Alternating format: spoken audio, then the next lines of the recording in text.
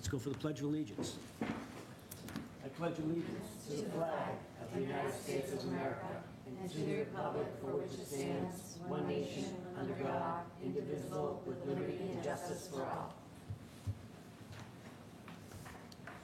All right, so the town of Burlington will be holding the August 5th, 2024 meeting as a hybrid meeting. The governor issued an executive order on March 12, 2020, authorizing remote meetings under General Law, Chapter 30A, Section 20, and extended by Chapter 2 of the Acts of 2023, including permitted remote meetings and participation until March 31st, 2025. As always, members of the public are welcome to attend this in-person meeting. Please note that while an option for remote attendance is being provided as a courtesy to the public, the meeting will not be suspended or terminated if technological problems interrupt the virtual broadcast. Members of the public with particular interest with any specific item on this agenda should make plans for in-person versus virtual attendance accordingly. You can join us at townofburlington.webex.com is the URL. Our meeting number or access code is 2356-853-9550. The meeting password is 1645. You can join the WebEx by phone at 617-315-0704. Please be aware, we found out the hard way a few meetings ago that if you're using your web browser on WebEx to log in, it's much better to download the WebEx software if you are able and log in that way. We've been finding that the browser version is very buggy, so just want to throw that one out there to anybody logging on online. And those looking to participate remotely, please raise your hand and staff will send you a request to unmute at the appropriate time. You can watch us on the VCAT government channel. You can find it on Comcast Channel 9, RCN Channel 15, and Verizon Channel 41. We're streamed on VCAT on Facebook Live via the VCAT government Facebook page. Thank you. Okay, let's start off with withdrawals. We have two items being withdrawn off the agenda tonight. May I have a motion, please? Mr. Chair, I'd like to make a motion to take item 7D out of order for discussion purposes. Okay. Second? Can I read 7D first? I'll read it as a public hearing, amend to Article 4, Use Regulations 4.3, uses normally accessory to non-residential principal uses for zoning bylaws, allowing storage of fuel/petroleum projects in the RO zone for public school buildings only, submitted by the Burlington Public Schools. Motion made. Seconded? Seconded. Okay, all those in favor? Aye. All right. We accept the petitioner's request to withdraw. I didn't make that motion. Oh, okay, this was out of order, okay? Mr. Chair, I'd like to make a motion for the planning board to hereby accept the petitioner's request to withdraw without prejudice. Second? All right, all those in favor? Aye. Okay, discussion. Why? Excellent. Okay. Member Camino, so the building, we've been talking with the school building committee for Fox Hill, and we said, have you reached out to the state? Could this be a Dover amendment? Means that it's exempt from zoning. And so the school department went to our town council. She actually determined and made a determination that it's a Dover amendment use, so it is exempt from zoning. So the building inspector, Mark Dupel, agreed, and so then it doesn't have to go to town meeting. Excellent. Because the school is exempt from zoning, Yes. whatever happens on the site is exempt. I believe that was, yes. Okay. Thank you. Great, so made motion, seconded. Let's try to vote again. All those in favor? Aye. All right, 6-0. Thank you, Ernie. Thank you. Mr. Chair, I'd like to make a motion to take item 7G out of order for discussion purposes. Okay, Second? all those in favor? Aye. All right, so that's a 6-0. This is a public hearing amendment to Article, 13, sign regulations of the zoning bylaw, addition of a new section regarding temporary signs, submitted by the Economic Development Director. Similarly, why is this one? Sure, so this is, actually, it's not ready. So Melissa wanted Okay. to make some changes, but there were some things she wanted to change that it had already gone through, it had already been advertised.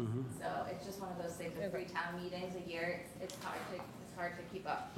So, but I think she's still keeping on, and I think she does want to mention something at her, when she discusses her other article that she's bringing, just to say, hey, she can elaborate a little bit on it. Okay. So are we expecting this to move forward at another time? Okay, Okay, thank you. great. Okay, Mr. Chair, I'd like to make a motion for the planning board to hereby accept the petitioner's request to withdraw without prejudice as requested in email dated August 14th, 2024. Second? All those in favor? Aye. 600, thank you. All right, public participation. Is there anybody in the audience or online who wants to speak on an item that is not on the agenda tonight? Here? Anybody online, any I don't hands? see any hands, Mr. Chair. Okay. Let's go on to announcements. Staff? Yep, so the Land Use Committee will be meeting next Thursday, August 28th. That will be at 7 p.m. in this main hearing room, and that will also be over WebEx. Labor Day is Monday, September 2nd, and as a reminder that all town offices will be closed. September town meeting is going to be Monday, September 23rd at 7 p.m., and that takes place at the Burlington High School Auditorium. I want to let public know that there is a new statue over at 3rd Ave of a whale that looks very green. And there's also new pickleball courts that are owned by the Nordblom Company that are now open on 4th Ave. And we do want to wish the best in their recovery to 2 Burlington police officers who were hurt yesterday on a construction detail, Timothy Kirchner and Paul Glazier. Okay. Thank you, Caleb. I'm just going to comment on the pickleball courts. I was there for the grand opening today, and it's really, not only do they have pickleball courts, but they have a kind of an area to the side, and just for the grand opening, they had some music playing and really activating that site between 3rd Ave and 4th Ave. So I think that's going to be a great thing for the town, and this was a great benefit from a private-public cooperation, which I think was terrific. Did you get a chance to look at the whale? I didn't, I should have, but I got up, I walked up to Wegmans, but I came back down that same way, so I did a turnaround there, so I didn't get up to the whale yet. Anyone else have any announcements? Yes. I did see the whale. He's awesome, and as soon as I started to walk away, children started climbing on him. Yep, He's perfect. really cool. I also wanted to mention there are 2 events coming up at the Sculpture Park. On Saturday, October 24th, we're having a Goodbye Pigs party. I know it's very sad. None of us want to see them go, but they are preparing to go to their forever homes, and we're going to have a goodbye party on the 24th, meeting at the gazebo at 10 a.m. And then on August 31st, the Sculpture Park is collaborating with the IAB, Indian Americans of Burlington, to put on an exhibition of Indian art at the Sculpture Park itself, starting at 10 a.m. Okay, thank you. Anyone else? Announcements? Okay, great. Let's see, tonight we're going to open the public hearing for all zoning bylaw warrants submitted for town meeting on September 23rd. The responsibility of the planning board is to make a recommendation positively or negatively to the town meeting on each article. With that said, let's set some ground rules as apply to members of the public who want to be recognized. For this, all speakers please sign in the sheet in front of the microphone and state your name for the record before speaking. All speakers will give a strict 3-minute maximum out of respect for everyone's time. Please keep your comments on topic and relevant to the discussion that's occurring. If a previous speaker has stated an opinion that you agree with and you do not wish to add on, please refrain from speaking and repeating what has already been said. As this is a hybrid meeting, those have the opportunity to speak first that are in person, then we'll go to the folks online. All online attendees are muted upon entry, so if you wish to speak, please raise your hand on the raise hand function, which can be found at the bottom of the control panel.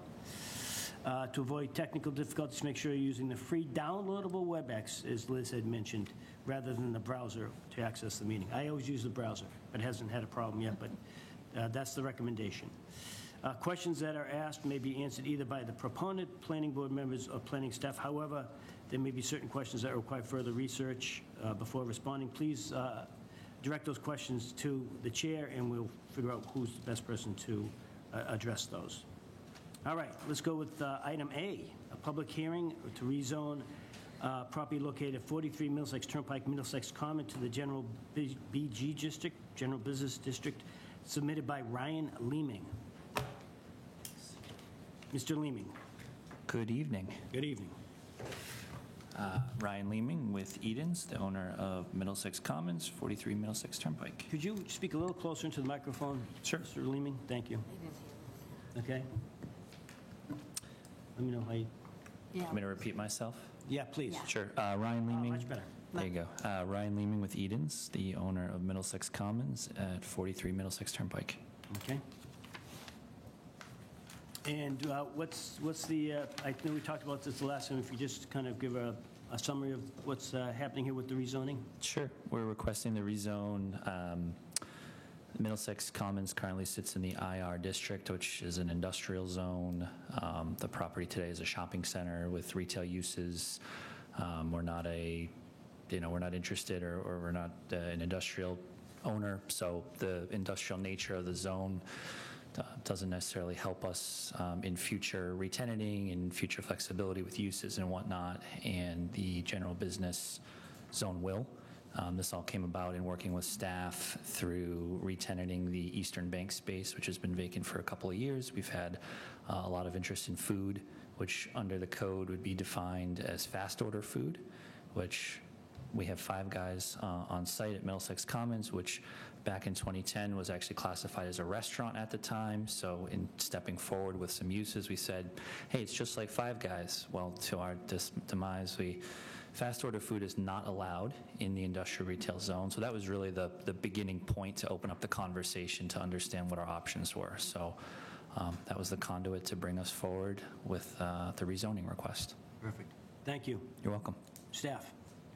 so, speak into the microphone. So this is the only piece of property in the entire town that is zoned IR, which is industrial retail. It was zoned that way back, I think, in the 60s or 70s when they wanted to build the Caldor Mall.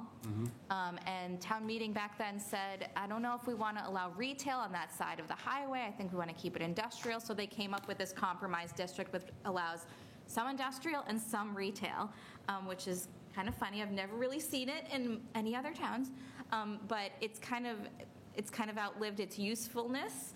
And so, I spoke with Ryan. He was originally just going to do a text amendment. I said, Ryan, just go into the right zoning district. So they've been, he's been great to work with, and I think this makes a lot of sense. So Great. That's it. Thank you, Liz. Let's go with, any planning board members have any questions or comment on this one? Okay, everyone's all set. I know we went through fairly well last time. As a public meeting, are there any members of the public who want to speak on this matter?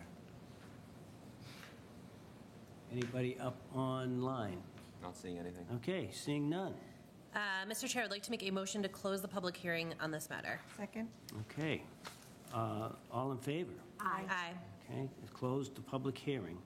Mr. Chair, I would like to make a motion to recommend favorably on the petition to rezone property located at 43 Middlesex Turnpike, Middlesex Common, to the general business BG district submitted by the planning board on behalf of Ryan Leeming. Second? All those in favor? Aye. That's all six. Thank you. 600. Thank you. All right. Thanks. Have a great evening. Good luck at town meeting. I have the legal notices in the mail if you want. Okay. Let's go to item B, which is a public hearing amendment to Article 13, sign regulations and zoning bylaw allowing 2 freestanding signs on the town common submitted by the select board.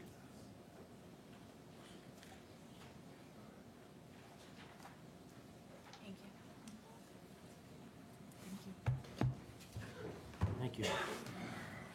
Thank you. Please. Thank you, Mr. Chairman. I guess I'll lead us off. Oh.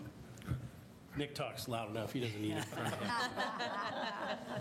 Thank you, Mr. Chairman. I think I'll lead it off. I'm John Denizio. I'm the Assistant Town Administrator. I'm pinch hitting today.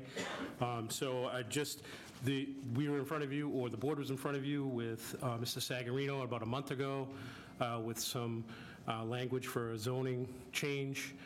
That's been edited a little bit, which is what I believe is in front of you, the edited language.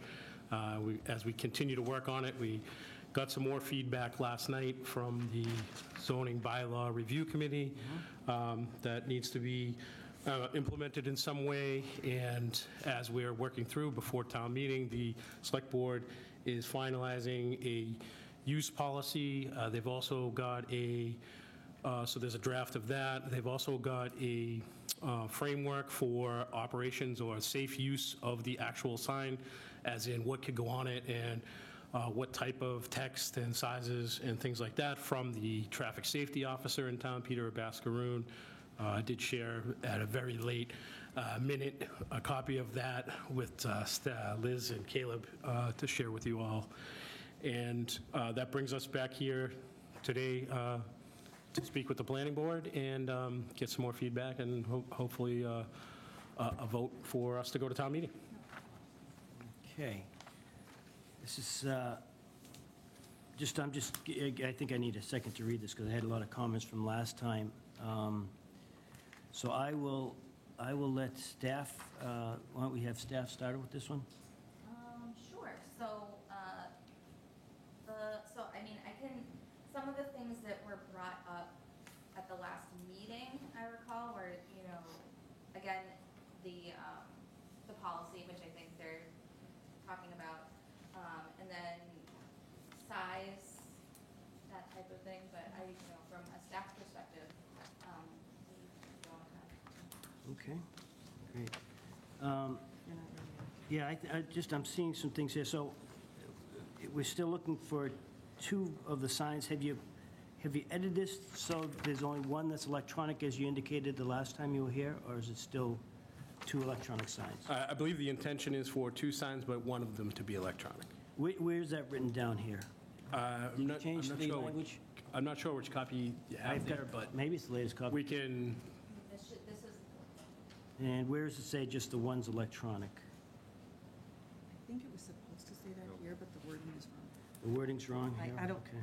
I think That's my this is opinion. just kind of a work in progress. Yeah. And I'm not sure you're ready to take it to town meeting because we're working on this. Every time we get, it was the same one from last time, and now we're kind of working very last minute here. So as I recommended, because I think as you read it, last time, you allowed, this is allowing 2 electronic signs, but it does, standing, any freestanding signs may include eliminate. So it looks like you have them both electronic still, which I think last time verbally you said you're going with one, to keep one electronic, but again, I'd have to look at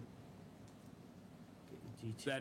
that is the intent, and if it isn't in the language, the ZBRC didn't vote last night either, because they wanted to see what happened here tonight, to see if there's any more recommendations for changing that final language. So do we get another shot at this, or is this it? Yeah. So I have the warrant is gonna go to print Uh-huh. tomorrow. Okay. Lynn in the select board's office. Ms. Rappaport? So can we change the language to adhere to what we're looking for or approve subject to the language being changed to what we're looking for so we can bring this to town meeting? We don't have to kick the can?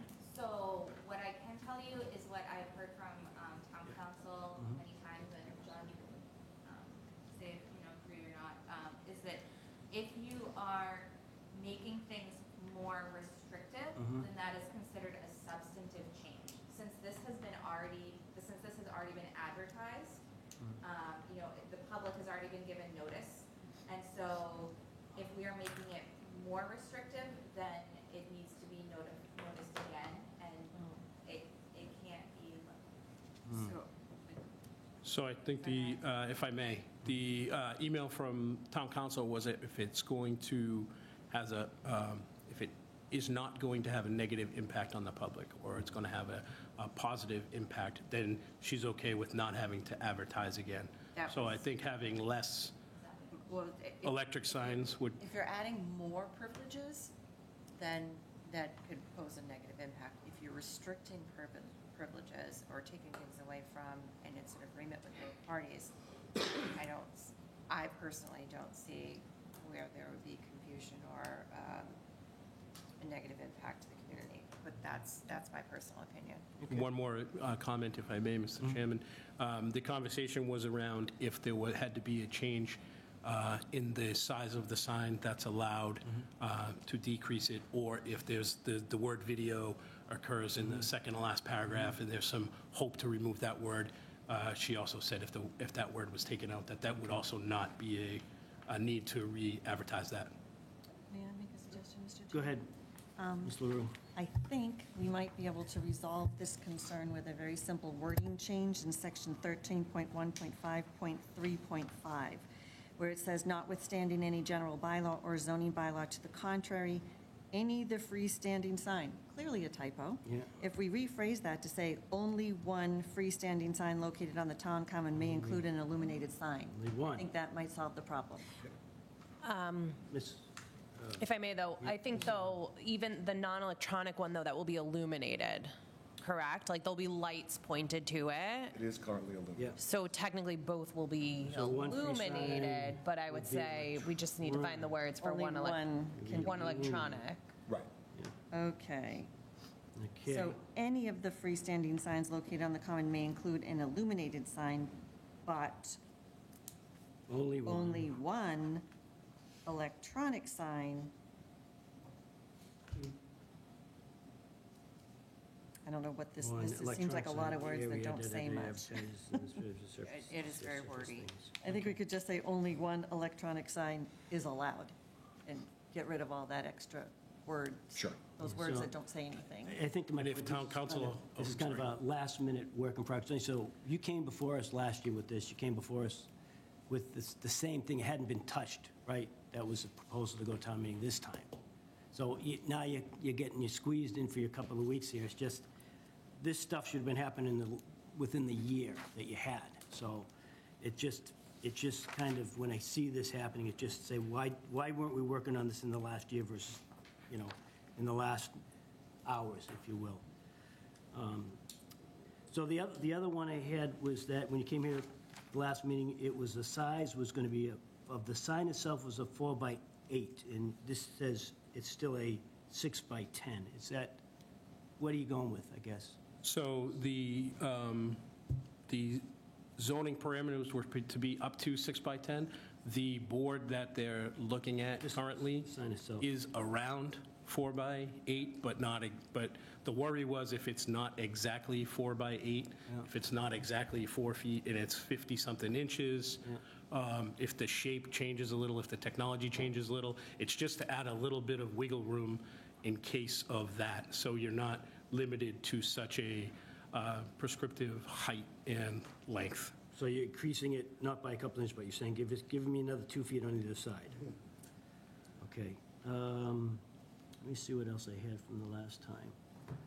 Would probably, And you're going to get rid of video boards and it looks like you're keeping with holographic displays? Well, I think in the second to last paragraph, in the first reference to video, it means an actual video. I think the second reference to video is really the definition of the type of screen. It's just describing a video, it's describing the different types of screens. Oh, I've got you. A holographic So display. that might just be so that we don't get, but the intent is to not show videos on this, and striking that word video in the beginning of the paragraph, I think is fine, Okay. and solves that problem. Okay. where is it struck? It would be this word video here. Okay, it's not struck on my copy, that's all. So that was, Okay. so there's there's nothing moving on that was the intent of that. It was just going to be, it would look like a standard sign we have now with no holograms or videos or anything, So should we also strike fireworks or video anything going boards? on. Do we need in the board? Well, that's what I was suggesting, you kind of get Okay. video boards there too, but it looks like that might be staying, right? I think we Well, Correct, yeah. There's Is this- not to is it- be well, any special Because effects it's or video. describing the screens themselves, Sure. Okay, oh, okay, I understand, right? okay. Okay, right, so I want to get that off my chest. There was, I'm trying to see what else we had there. And then last meeting, we asked for, there was going to be some sort of policy surrounding that, and do you have a copy of that? We do, I shared it, but only electronically, just in the last, at the last minute. We could probably display it, or I could get you some Yeah, you printed get what I'm copies. saying here. So it's a Everything's draft. kind of last minute here, and It's a draft, it's still a draft policy. The board hasn't finalized it. There's, as I said at the beginning, there's a draft policy that's going around that is mostly to say who can put up an announcement and what type, and then there's sort of the framework of the use of the actual sign, which comes from the safety officer, which is more of the what type of stuff can go up and how fast or slow Right. it should change. yeah. So both those documents are, Chair Gaffney? Yeah. the policy is still a draft, Thank you. as I said. I'm That's sorry. right. So what's different in this written policy versus what exists right now? Is there anything that is different, or is this pretty much summarizing everything that exists to this date? So right now, we don't exactly have a formalized policy for, it's just who's grandfathered into using the space, and, you know, what the board's agreed to in the past. That kind of dictates what signs we put up. And so this formalizes that, and will add, you know, the specifications around, you know, font size and, you know, timing of messages, and things like that. Okay, so my experience is always, you know, it's a recreation, school committee, you know, things of that nature. This, obviously, we haven't had the ability to read through this. This isn't, you know, Joe Neighbor is gonna say, hey, I'm having a yard sale here. It's very This is still very much restricted to town use. understood. Nonprofit, I'm just reading the second paragraph. Rankin Base, nonprofit charitable organization may apply to have the town. So, you know, the yard sale, you could have the mother's yard sale, there'd be a nonprofit, you know. Well, no, that's through the rec department. Oh, so that would be That's- no, official. So, We The have one that I sponsored nonprofits through the rec who department. use the sign, Notify. so we're just counting them as grandfathered in for the time being. And then as we move forward, we'll be reviewing, Is you approved know, the use policies. tonight. How many pages is this? 3. 3 pages. 3. Pages. Can I ask a question? Yeah, go ahead. I have a question about signs on the common that are not one of these two signs.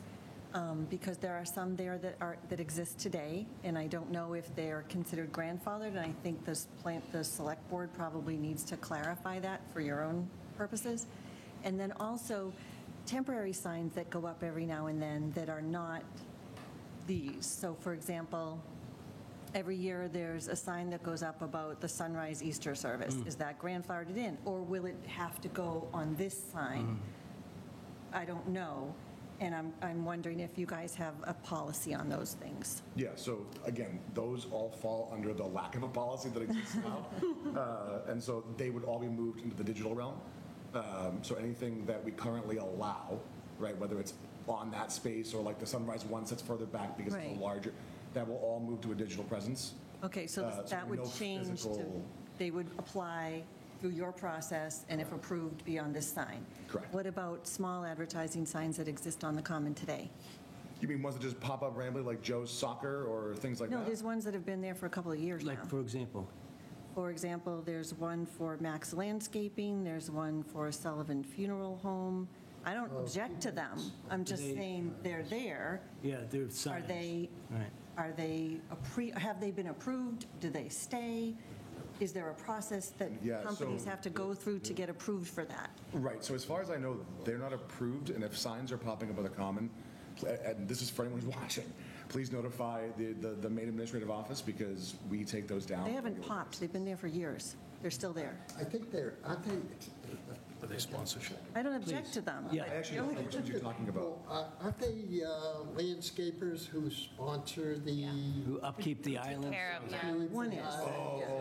Maybe those signs you're referring to? Well, there's one, I don't know how they got there. There's one for Max Landscaping and there's one for Sullivan Funeral Home. Again, I don't object to them. Sure. But if other companies wanted signs, is there some sort of policy Process. that they could follow to request such a sign? Well, sorry, can I ask a question a different way? Is this policy solely the electronic sign policy, or is this the town common sign policy? This is meant to address the electronic sign itself Okay. and the use of it. Okay. So if someone were to Okay. want to So put a wouldn't include sign on the those. common, Profit. they would have to come to the administrative office and request that, I guess, separately. Can I add to that? Please, go ahead. Furthermore, is this the approval of these signs going to remain under the select board, or is that going to be transferred to the ZBA?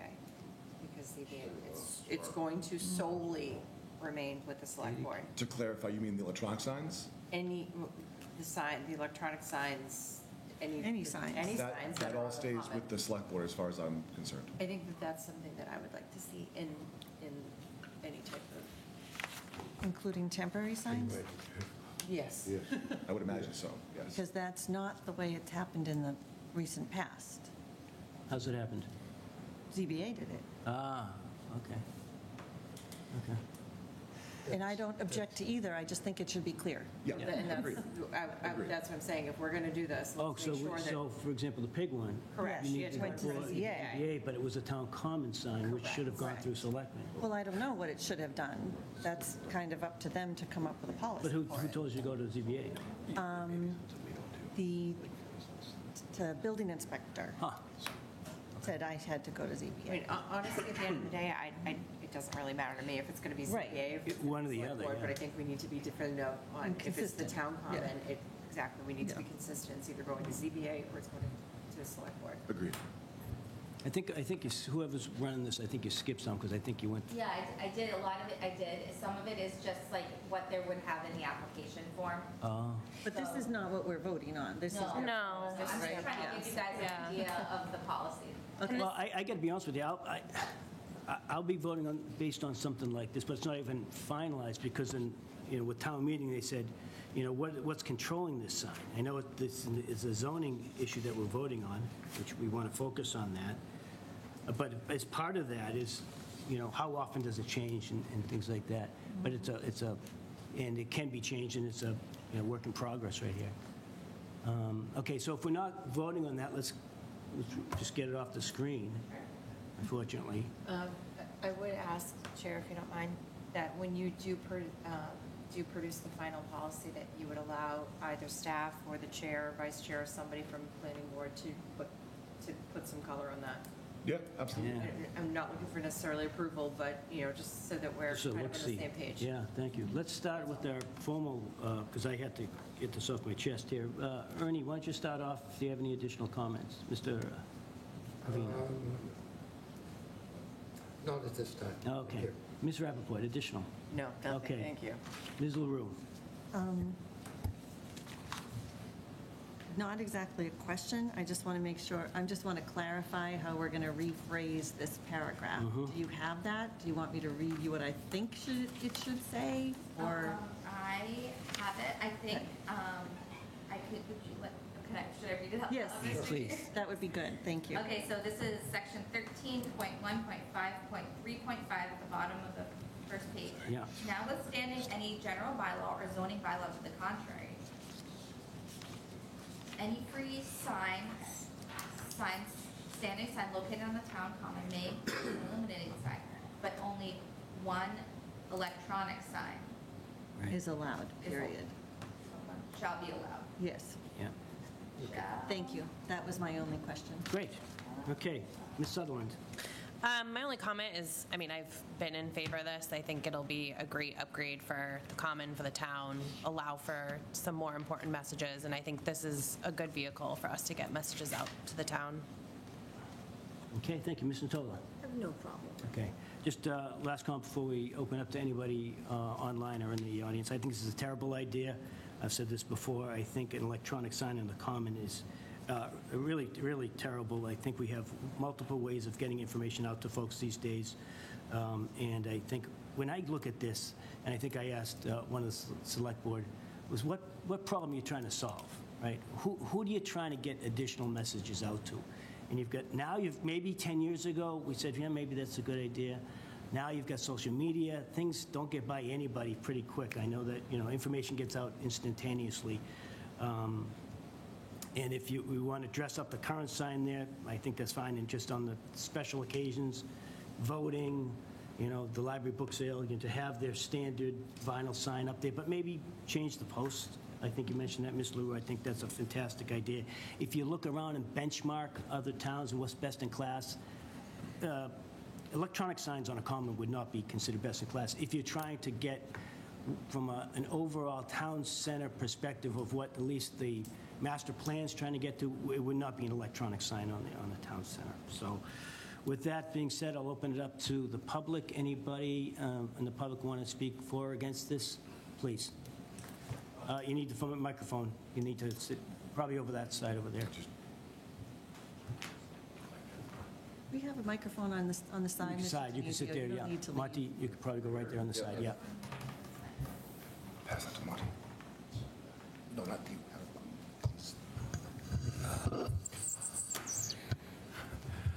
Monty Pearson, Precinct 3.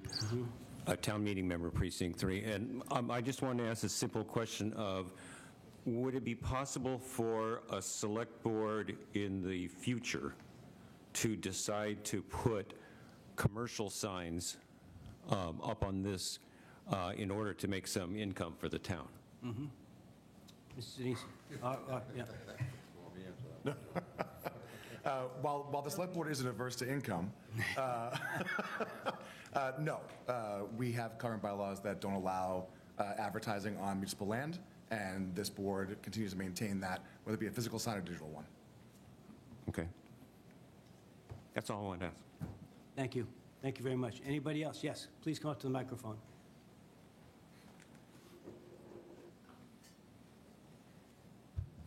I'm not done? Can I ask a Please. question while Sherry's getting settled? So am I correct in understanding then, if at some point in the future, some future select board wanted to allow commercial signs, would that have to go to town meeting as a change to the bylaw? It would, yes. Okay, thank you. Okay. And so, to tackle on to her question, if they were to choose that this was going to be approved by a different board other than the select board, would they also have to go in front of, if they were going to delegate this, would that also have to go in front of town meeting? I would have to check, I don't know the sign regulations for the general bylaw, how that interplays, but, I mean, I know that right-of-ways in the town common are all the purview of the select board, so. Yep. Right, but can they delegate, is what I'm asking. They If I- probably could if they Sure. wanted to, Yeah. but. If I may. Whether or not they would have to specifically change bylaw language and go to town meeting to do that, I don't know. Yeah, okay. Well, it's not specified really. No, Wouldn't that be kind of in your rules, the procedure? and those could be changed at will. Right. Yeah.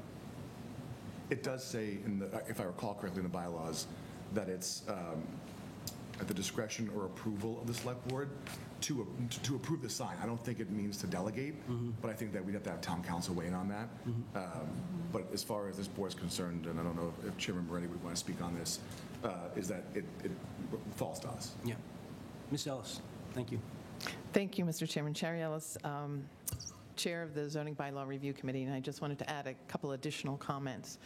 We had many of the same comments and questions that you did regarding the sign face, the size of it. One that was not brought up by your members was a discussion we had about safety. And currently, the language, unless it's been changed from last night, there are not any setbacks for one of the signs. And so we did have a discussion that it's going to be not in the sidewalk. It's proposed to be on the corner, but further back. However, the language is there for no setbacks, and there's some concern by members about safety, rounding the corner, pedestrians, cars, seeing cars coming, not seeing cars coming. There may be a police officer report, I think. I haven't seen it yet. But I still have concerns about that. As far as, I still have been an advocate for, I'd like to see a sign manufacturer, company, someone who deals with this, how large that sign has to be, how far away it has to be effective, and not impede on any safety. Pedestrians cross Cambridge Street all the time to go to Simons Park, and if you're sitting on Bedford Street going west, and you want to make a right-hand turn, and this is a massive sign, in my opinion. And so, there were several of us that were concerned about the safety. In the end, as I think Liz mentioned, we took a vote to wait on this, in the sense to see where the language is that we sent, or we talked about last night. And so we had some grammatical changes, some definitional changes in the sense of consistency in the bylaws. Those are easy things to fix. But we had this question of the size of the sign, the safety, and not having setbacks. And we just wanted to see. We didn't think it was ready for prime time, the way we received it. There's been that we understood, there's been no committee meetings since this was brought to town meeting the last time to have that subcommittee work more on it. So we really feel like this is just kind of being pushed through too fast. And I am all in favor, as opposed to you, Mr. Chair. I'm in favor of a sign there, but I want it done right. I don't want it done quickly. And I think you should be able to determine what size that board is. If you have someone give you a proposal for it, and actually they would have a size. So then we would know, is it 4 feet, 4 inches, as opposed to 6 feet? So that's just a couple extra comments that I Thank wanted you, to make. Ms. Ellis. I had a question for you on that, because I don't recall when this went before timing. Did they say there was going to be a committee set up at the last town meeting on this one? There had been a subcommittee that worked before whatever town meeting that was. I was on it. Yeah. And one of Kathy Byer was on it for that. But as far as I am aware, since that town meeting, whichever one that was, there hasn't been another meeting. Ah, okay. And I think the last meeting you were at here said there is going to be a committee formed, but I guess that's already been formed, but you haven't met in a year or so.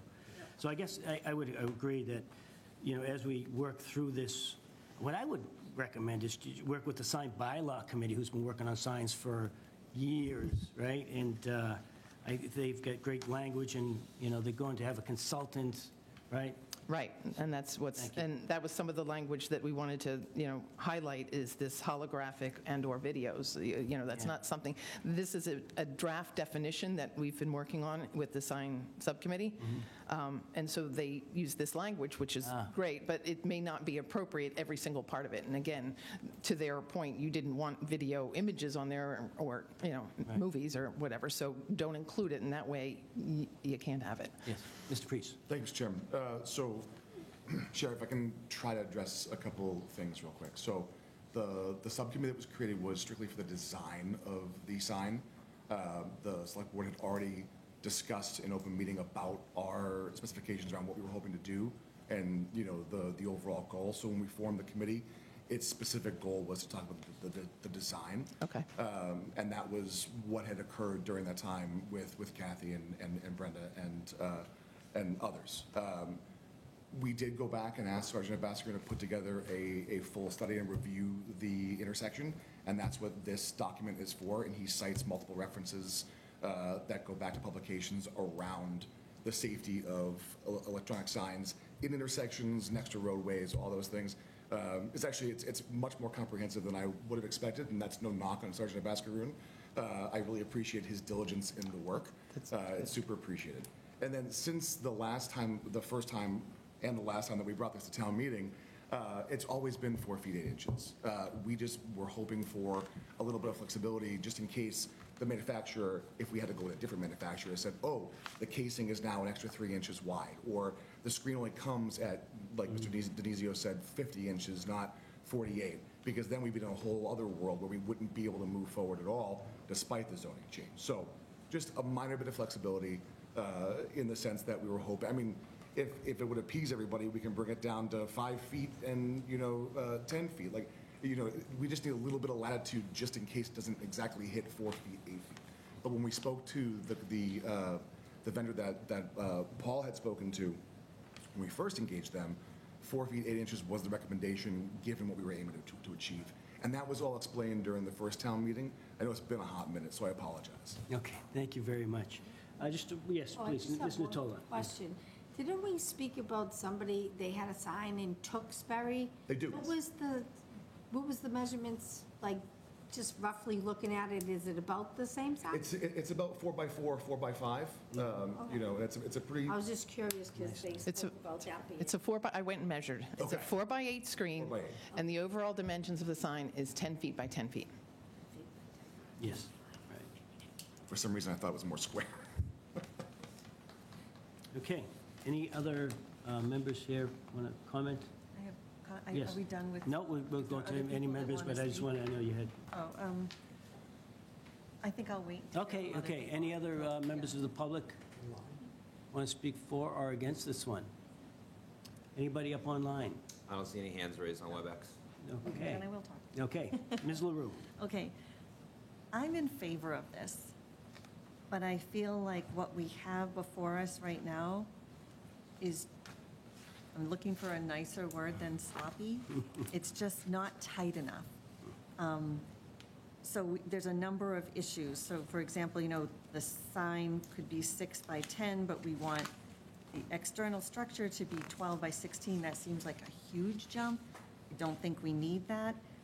I think the language that says freestanding sign located on the common, which may be located within any of the setbacks, that's kind of loose. I'd like to know what restrictions there are. How close can it be to a sidewalk? Where are we going to put it, if not exactly the location? How far must it be from the sidewalk and from the corner? Things like that.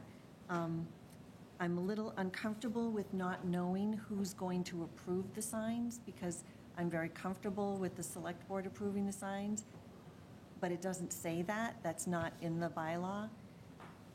And the rules and regs aren't permanent, so those could change without going to town meeting. So I feel like it's not ready, and yet I don't want to vote against it, because I think it is something that's a benefit and is needed and could be really good. I just think it needs a little more work before it can go to town meeting.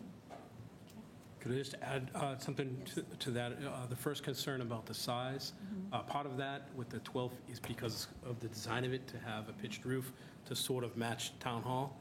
It would be much lower if it were just flat on the top. Okay, so that So it includes- has a peaked roof. Okay, Yeah. but the peak is nice. I like that. I like the design of it. And the design to try to keep it a couple feet off the ground too. So Right. there's a brick base, a screen, and then a pitched. Okay, so I didn't know it included the peak. That's good to Yeah. know. So that's 12 at the top of the peak. Okay. Right. Okay. Do you have a case of what the maximum lumens coming off it will be? 90 lumens? Thank you. Yeah, I know there's been comments on the high school logo that's a little bright as you go by there, and I just don't know what the lumens is on that one. No idea. Okay, and anybody on the board want to comment on this at all? Okay, And Is there- Sorry, Mr. Chairman, if I may. one more, yep. We will have more measurements for town meeting. Engineering is working on that now.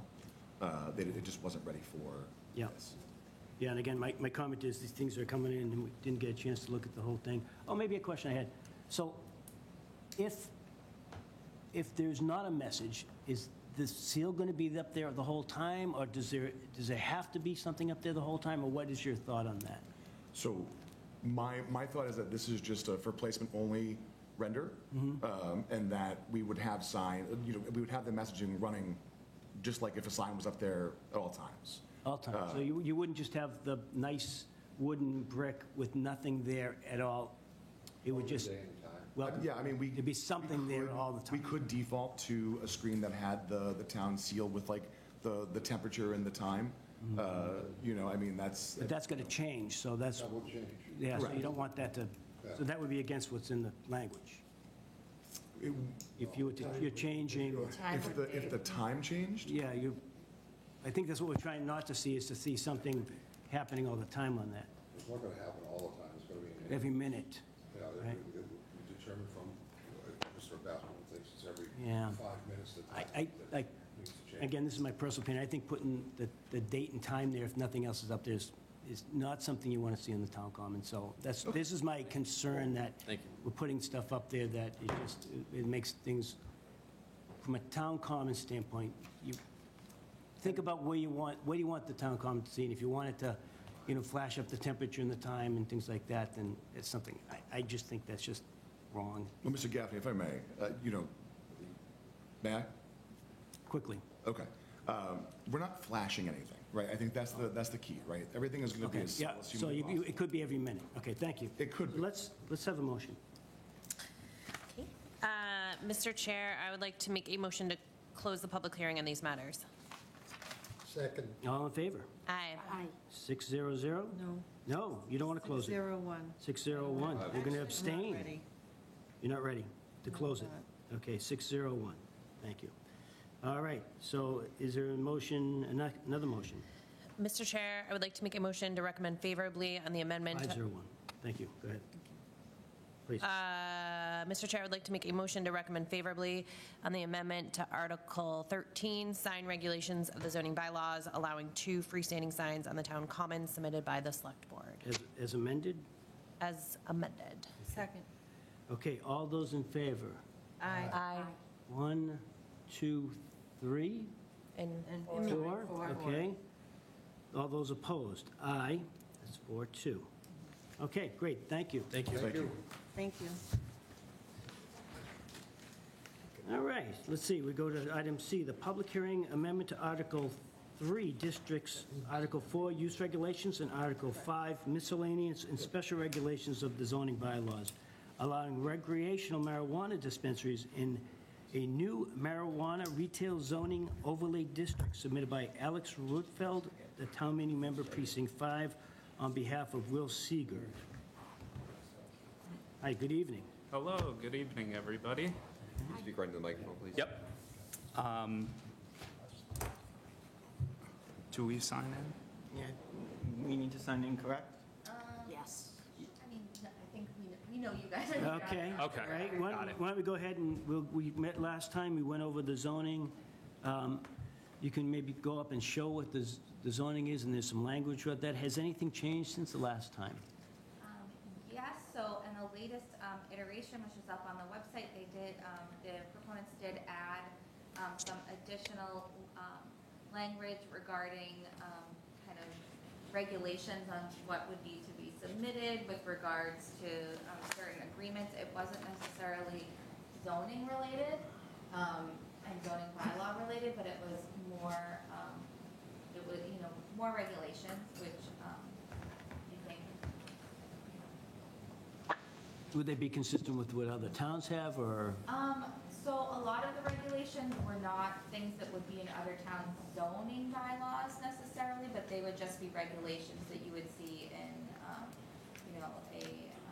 an agreement with the town or something. Oh, okay, You know what I okay. mean? So there is a long list, so if you go down to the bottom, Caleb, there's a lot.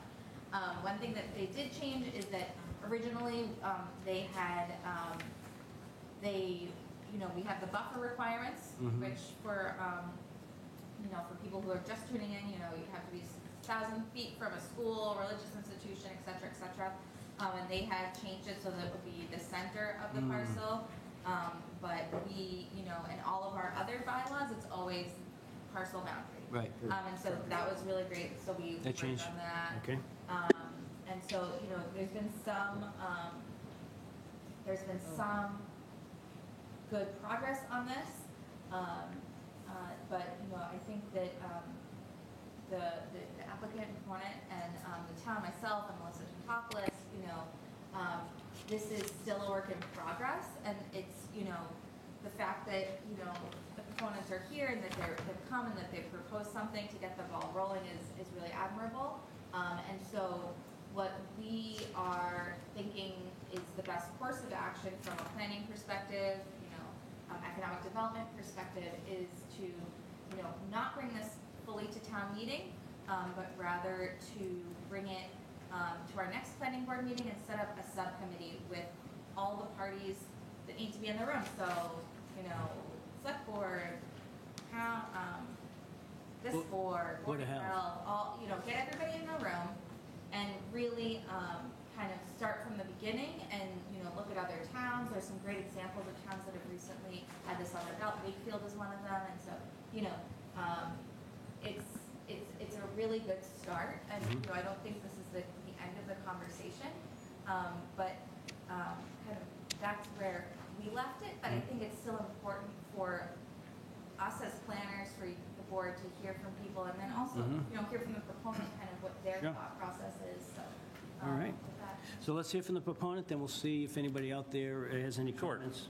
So we, as Liz said, are really just trying to keep the conversation going and make sure that we can bring forward a proposal at town meeting that satisfies, everybody's concerns, make sure we're addressing everything comprehensively, and we're not, leaving anything out or up to chance or unspecified. And so we, after discussions with Liz and ZBRC and everybody, are fine with putting it off to the following town meeting, but we'd like to just keep the conversation going, possibly form that subcommittee so that we can really do a deep dive and get into the minutia of what other towns are doing. And it's a lot, there's a lot of regulations, there's a lot of information. So we determined that was sort of the best route forward, and are just here to get feedback, comments, concerns, things we definitely want to make sure are addressed in here,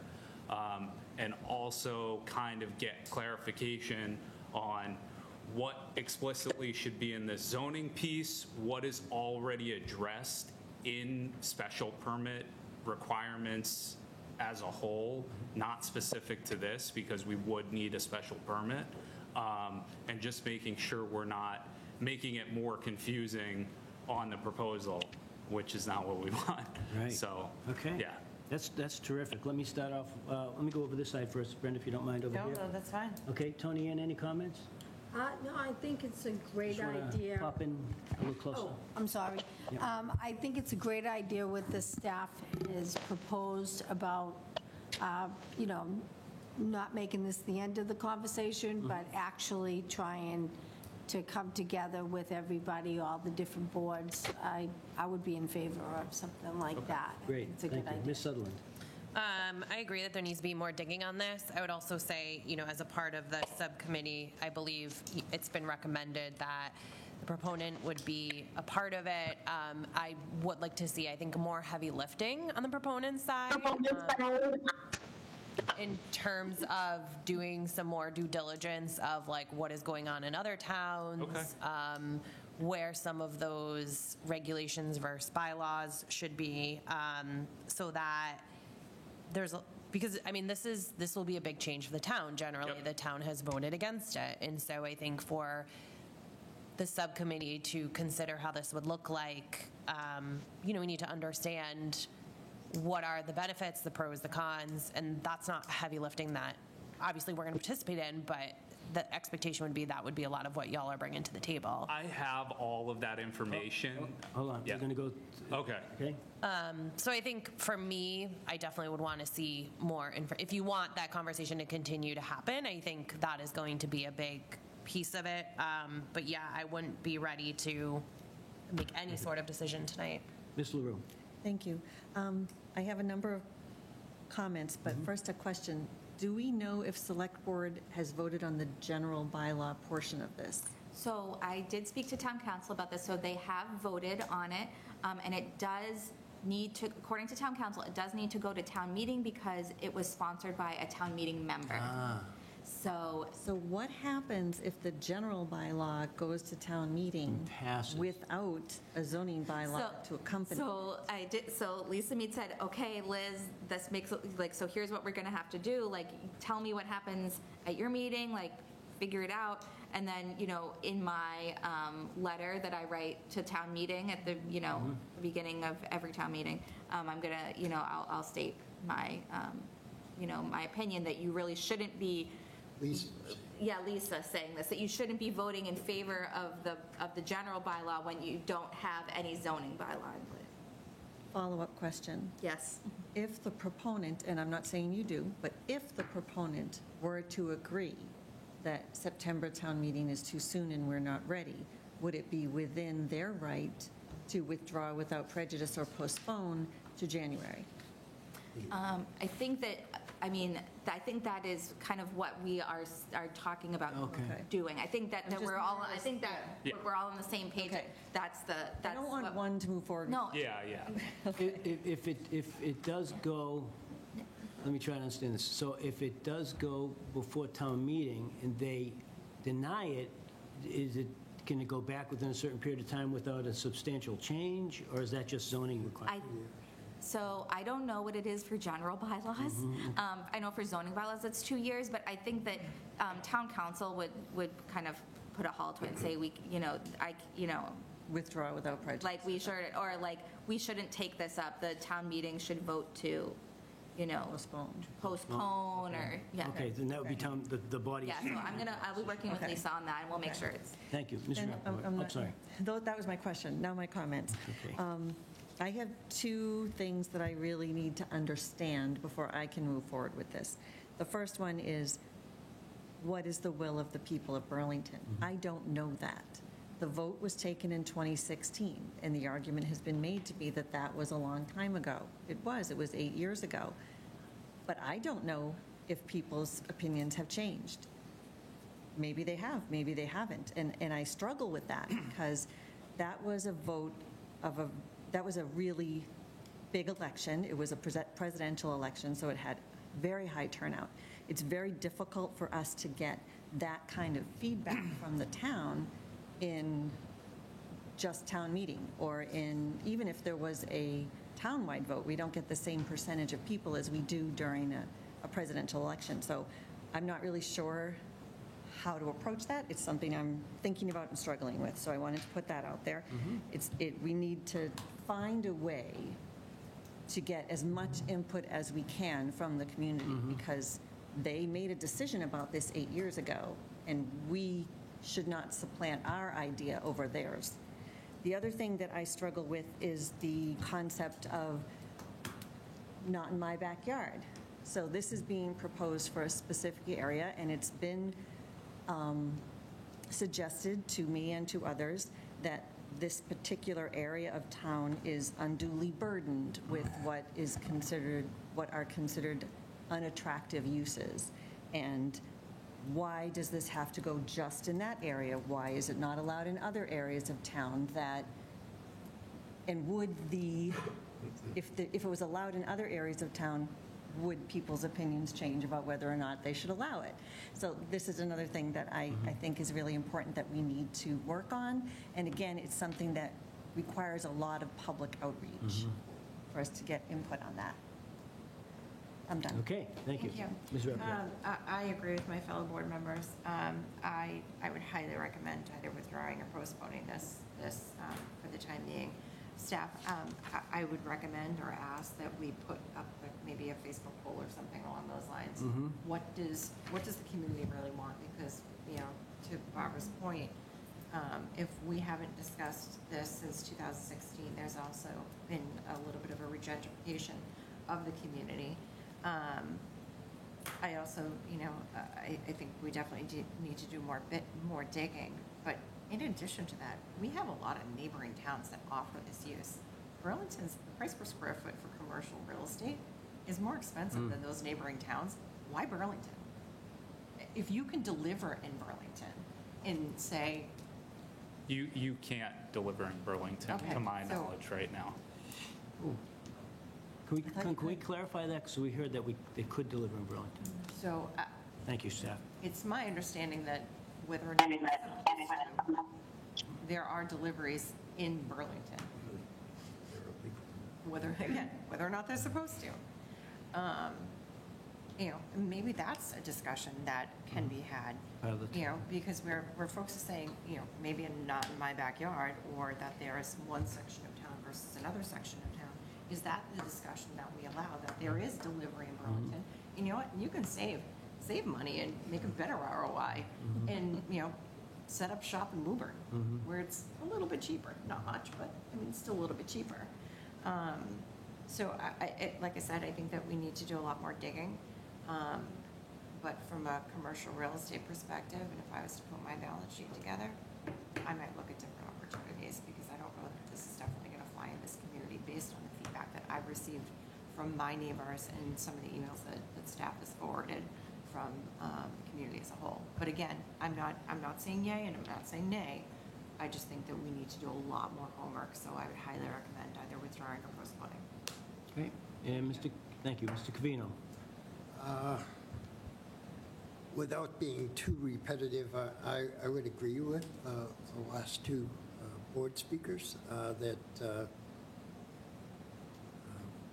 we have to somehow or another determine what the community is looking for, because the vote was taken, and if I remember correctly, it was a pretty overwhelming vote. In town meeting, I think it was. And it was the reason that the state said that we could then prohibit the use, because we voted that way. So why do people think that mindset has changed, especially if there are very close other places to purchase? I don't think, what does it add to the community? maybe a few dollars in community fees. And I'm concerned that we would spend too much time on this. I know staff has been, in my opinion, too involved in actually helping write the zoning on this. And it's, as far as I know, other proponents that come forward with changes to our zoning bylaw, private proponents write their own zoning and then present it. But I think it would be incumbent upon, if there's a committee put together, the very first thing that committee do is somehow or another figure out how to determine what the community preference is before we go spinning our wheels. Great. I'm, you know, if the community preference is go with it, then we go with it. That's fine.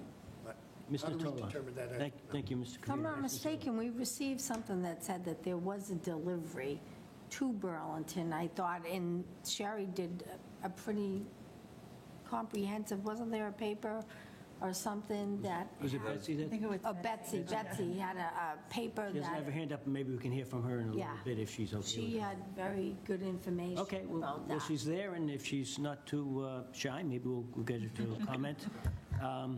Okay, let's go to the people here in the audience first, though.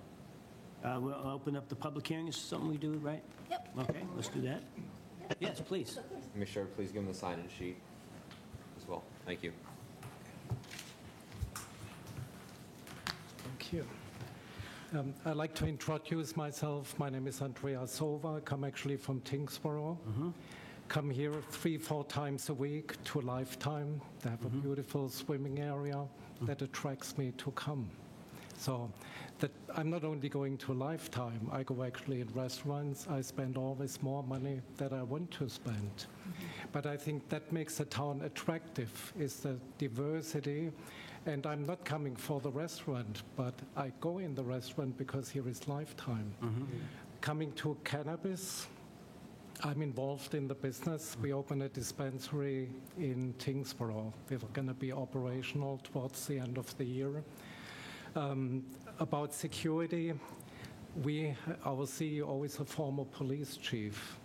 So I think security cannot be any higher like in a dispensary. You have to show your ID. You cannot enter if you're not 21. There are cameras all over. They have to be stored for about 3 months. So security, the merchandise, they have to go in a vault at night. They cannot be outside. If somebody breaks in, they have a vault like in a bank. For the town perspective, there is the CCC, which is the Cannabis Control Commission. They make sure everything is safe. It's not the obligation from the town. So looking into our situation, we were going to get an occupancy permit maybe in about 1-2 months. It takes another 2 months until the CCC inspects everything, the camera, the purchase and sales system, that even there could be no fraud, nothing done. I think even from the town perspective, the residents, why we send them somewhere else. The consumption is in Burlington exactly the same like everywhere else. The tax revenues shows there is consumption. The town of Tingsboro made last year $1 million in tax revenues. So the amount is substantial. Why Burlington brings it into another town. Great. And I think it's diversity. You come not only for the dispensary here, but the dispensary could be maybe a reason to come. You go in the restaurants and you spend more money. Great. Thank you. Yes, go, Ms. LaRue. Thank you. So the $1 million in tax revenue that Tingsboro received, was that from one dispensary? From one dispensary. One dispensary. And was that including an additional 3% community That's actually benefit? the 3% what Or we is that, get. so it's not regular taxes? It's the 3%, the town gets it. It's not the social equity, which used to be, you would have another 3, but that doesn't exist No, anymore. it doesn't just. I'm trying to I understand. think I know what Barbara's asking. Yeah. So was the 3%, it's not on the community impact fee, it's the It's a percent- tax. It's the It's a percent tax of rate. the, The tax, it's the tax. not a it's not- community impact. And that's all public Okay. records, you can look it up. I just and- wanted to make sure that the Yeah. $1 million did not include a community benefit or Right. community impact fee. It does not. Let me just Okay, understand. thank you. This is Tewksbury and. Tingsboro. Tingsboro, which is right on the line of New Hampshire. New Hampshire is, they have approved recreational? I don't marijuana? believe so. They do not? Okay, so there's a nice little jump over. Definitely, Tingsboro cannot be compared with Burlington. You get a lot of traffic actually from Hampshire. New Hampshire because it's illegal there. Yeah. But I think the obligation from a dispensary is to make it attractive. Maybe it could be half. I think It's Should check your license plate. And yes, Ms. I was just going Rappaport. to say, I'm pretty sure if you look at the place that sells fireworks, I mean, it's going to be kind of the same thing. Okay, Spell great. straight as Thank you paper. very much. But in Tewksbury, I will say that there is a proposed clinic, and there is a... Clinic? Or Dispensary? A dispensary, Okay. a marijuana clinic dispensary, that is being proposed next to Early Childhood Education Center. And that Early Childhood Education Center is not interested in pursuing business and is looking to break their lease because of this. So, I mean, I think that you obviously have to be mindful of where these dispensaries or clinics are being placed, because you wouldn't want to run existing businesses out of a community. Again,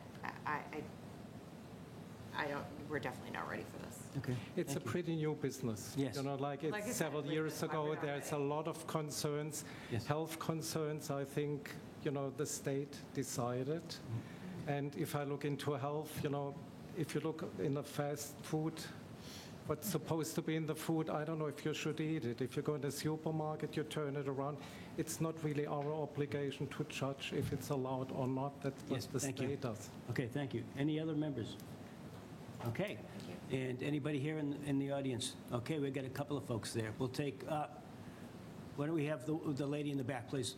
Yeah, we'll take a, you need a breather there. So we'll change it up a little bit.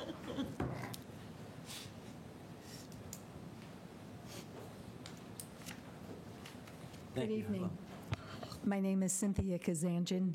I live in Precinct 7, and I remember the controversy years ago when this proposal came up, and the members of my community were very forceful and did not like the idea of this coming forward. So we voted it down, and I would like to go on record as stating my objection to cannabis anywhere in the town of Burlington. Great, thank you very much. Thank you. Yeah, can you, if you write down your address next to that email, if you want to just indicate that over the microphone, your address, please. Yep. Just tell us that right now, if you wouldn't mind, over the microphone. Say that again? Your address, please. Okay, yes. Your address, if you tell us. Oh, I'm sorry. 17 Marigold Way in Burlington. 17 Marigold. Thank you very much. Anybody else? Yes.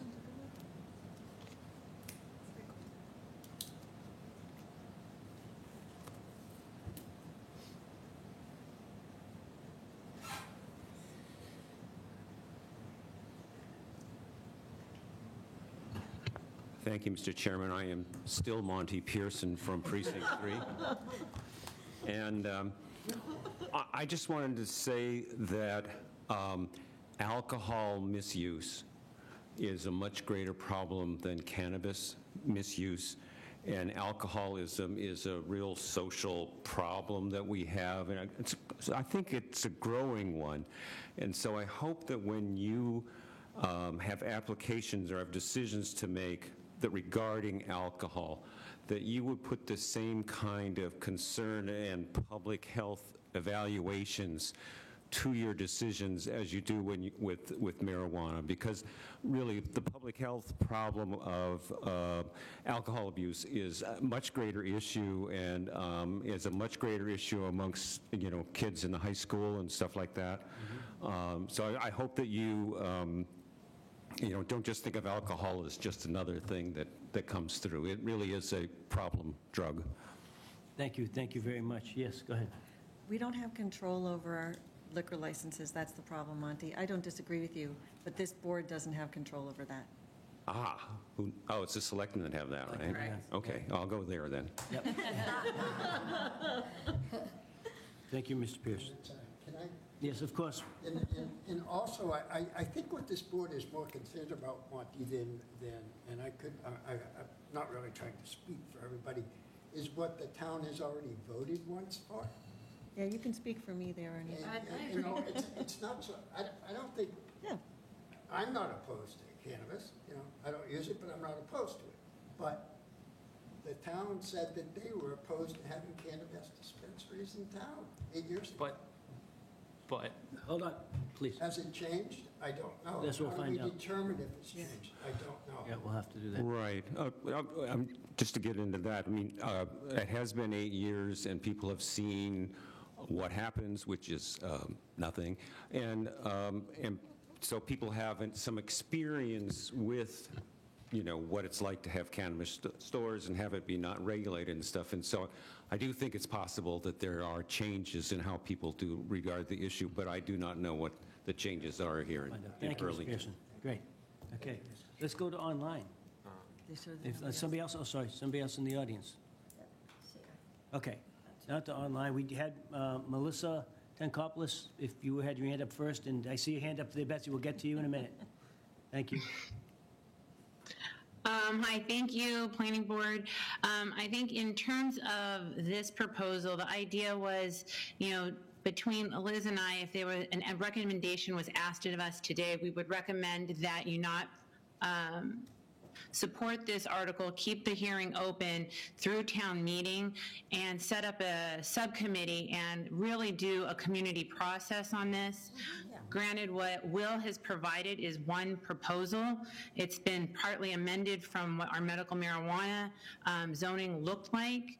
I think as land use boards and the select board working together and a subcommittee would be an ideal situation, and really get feedback from your constituents on number one, should we move a proposal forward? If so, what does that look like? As a couple people already mentioned, there are 8 years of experience now. I think we have a good sense of history and experience in terms of impacts. And we also want to, I think, be pragmatic in that this is an economic source or revenue fund. There are two funds. There's the local option tax as a host community, and then there's community impact. So a lot of what's been focused on has been the community impact fee. That's separate. We still have a local option tax up to 3% on retail, cannabis retail dispensaries, and that does depend on the sales that go on in a particular store. The stores are usually 2,000 to 3,000 square feet, so it's a small footprint, and based on what we've seen in some of the communities, the local option taxes can be upwards of $300,000 every year, and that's on a little more conservative range. But I think it may be worth doing a deeper dive, but being more intentional about it. And as your economic development director, that's an approach I would recommend. Great. Thank you very much. Ms. Hughes.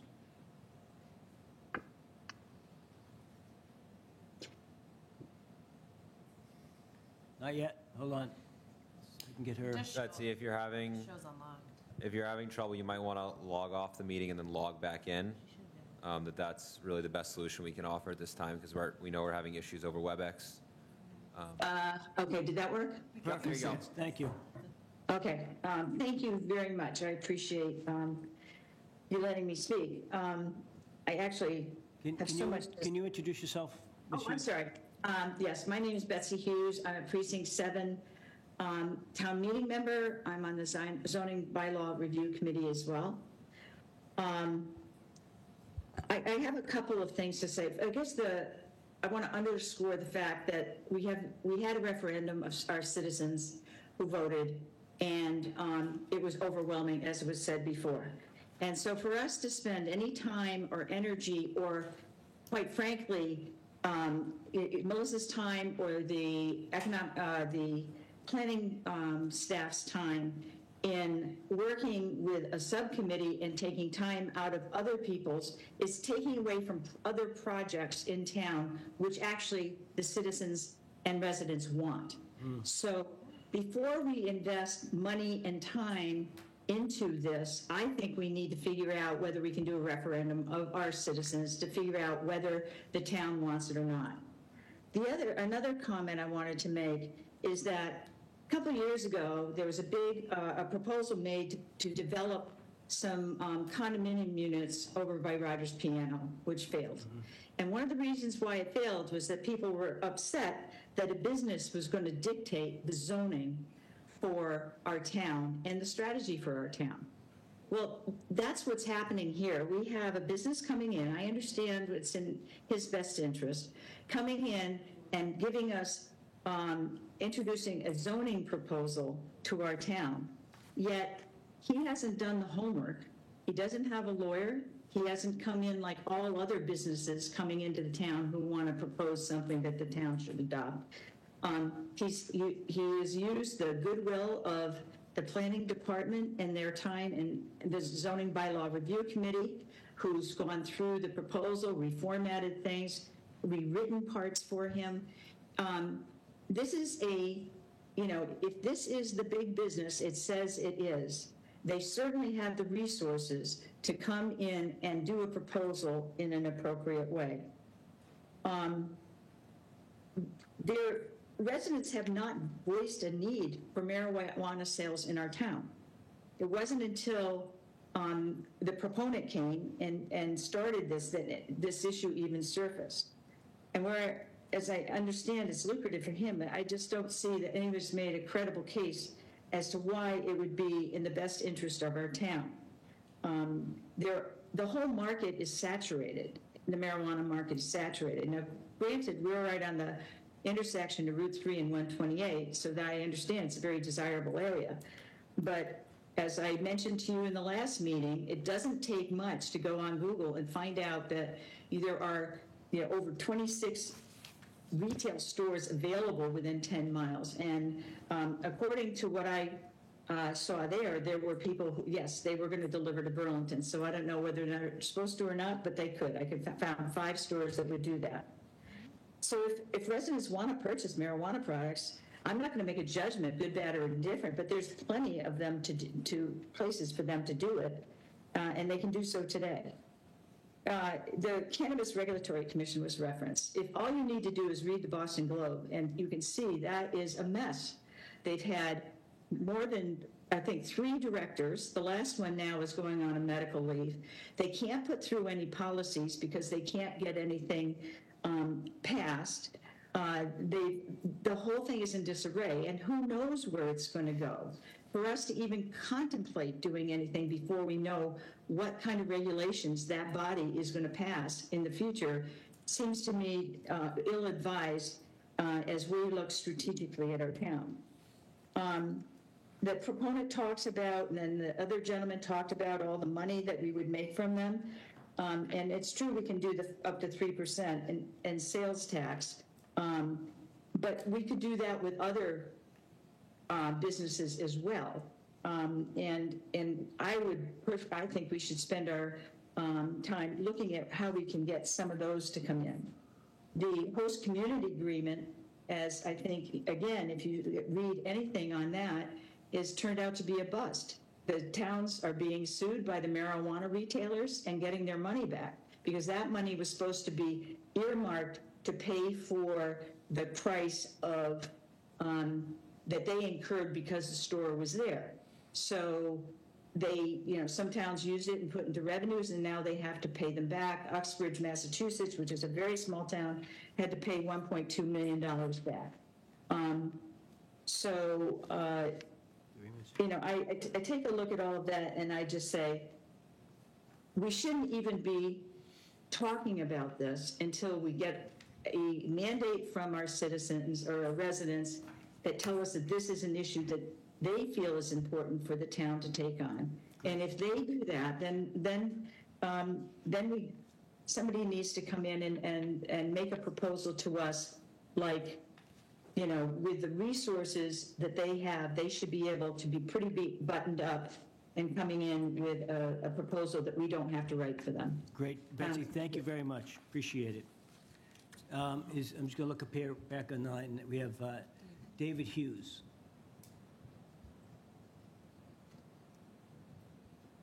Is David ready for his 3 minutes? David, there we go. It's unmuted now. Yes, sir. Just two quick comments. David Hughes. If you could introduce yourself and maybe what your address is.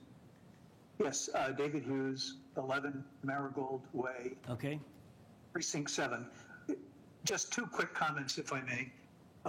The first is that a resident of Precinct 7, I sort of bristle at the notion, the apparent notion of some, not members of the board, but others, that Precinct 7 is an acceptable location for businesses that are not viewed as fit for other parts of town.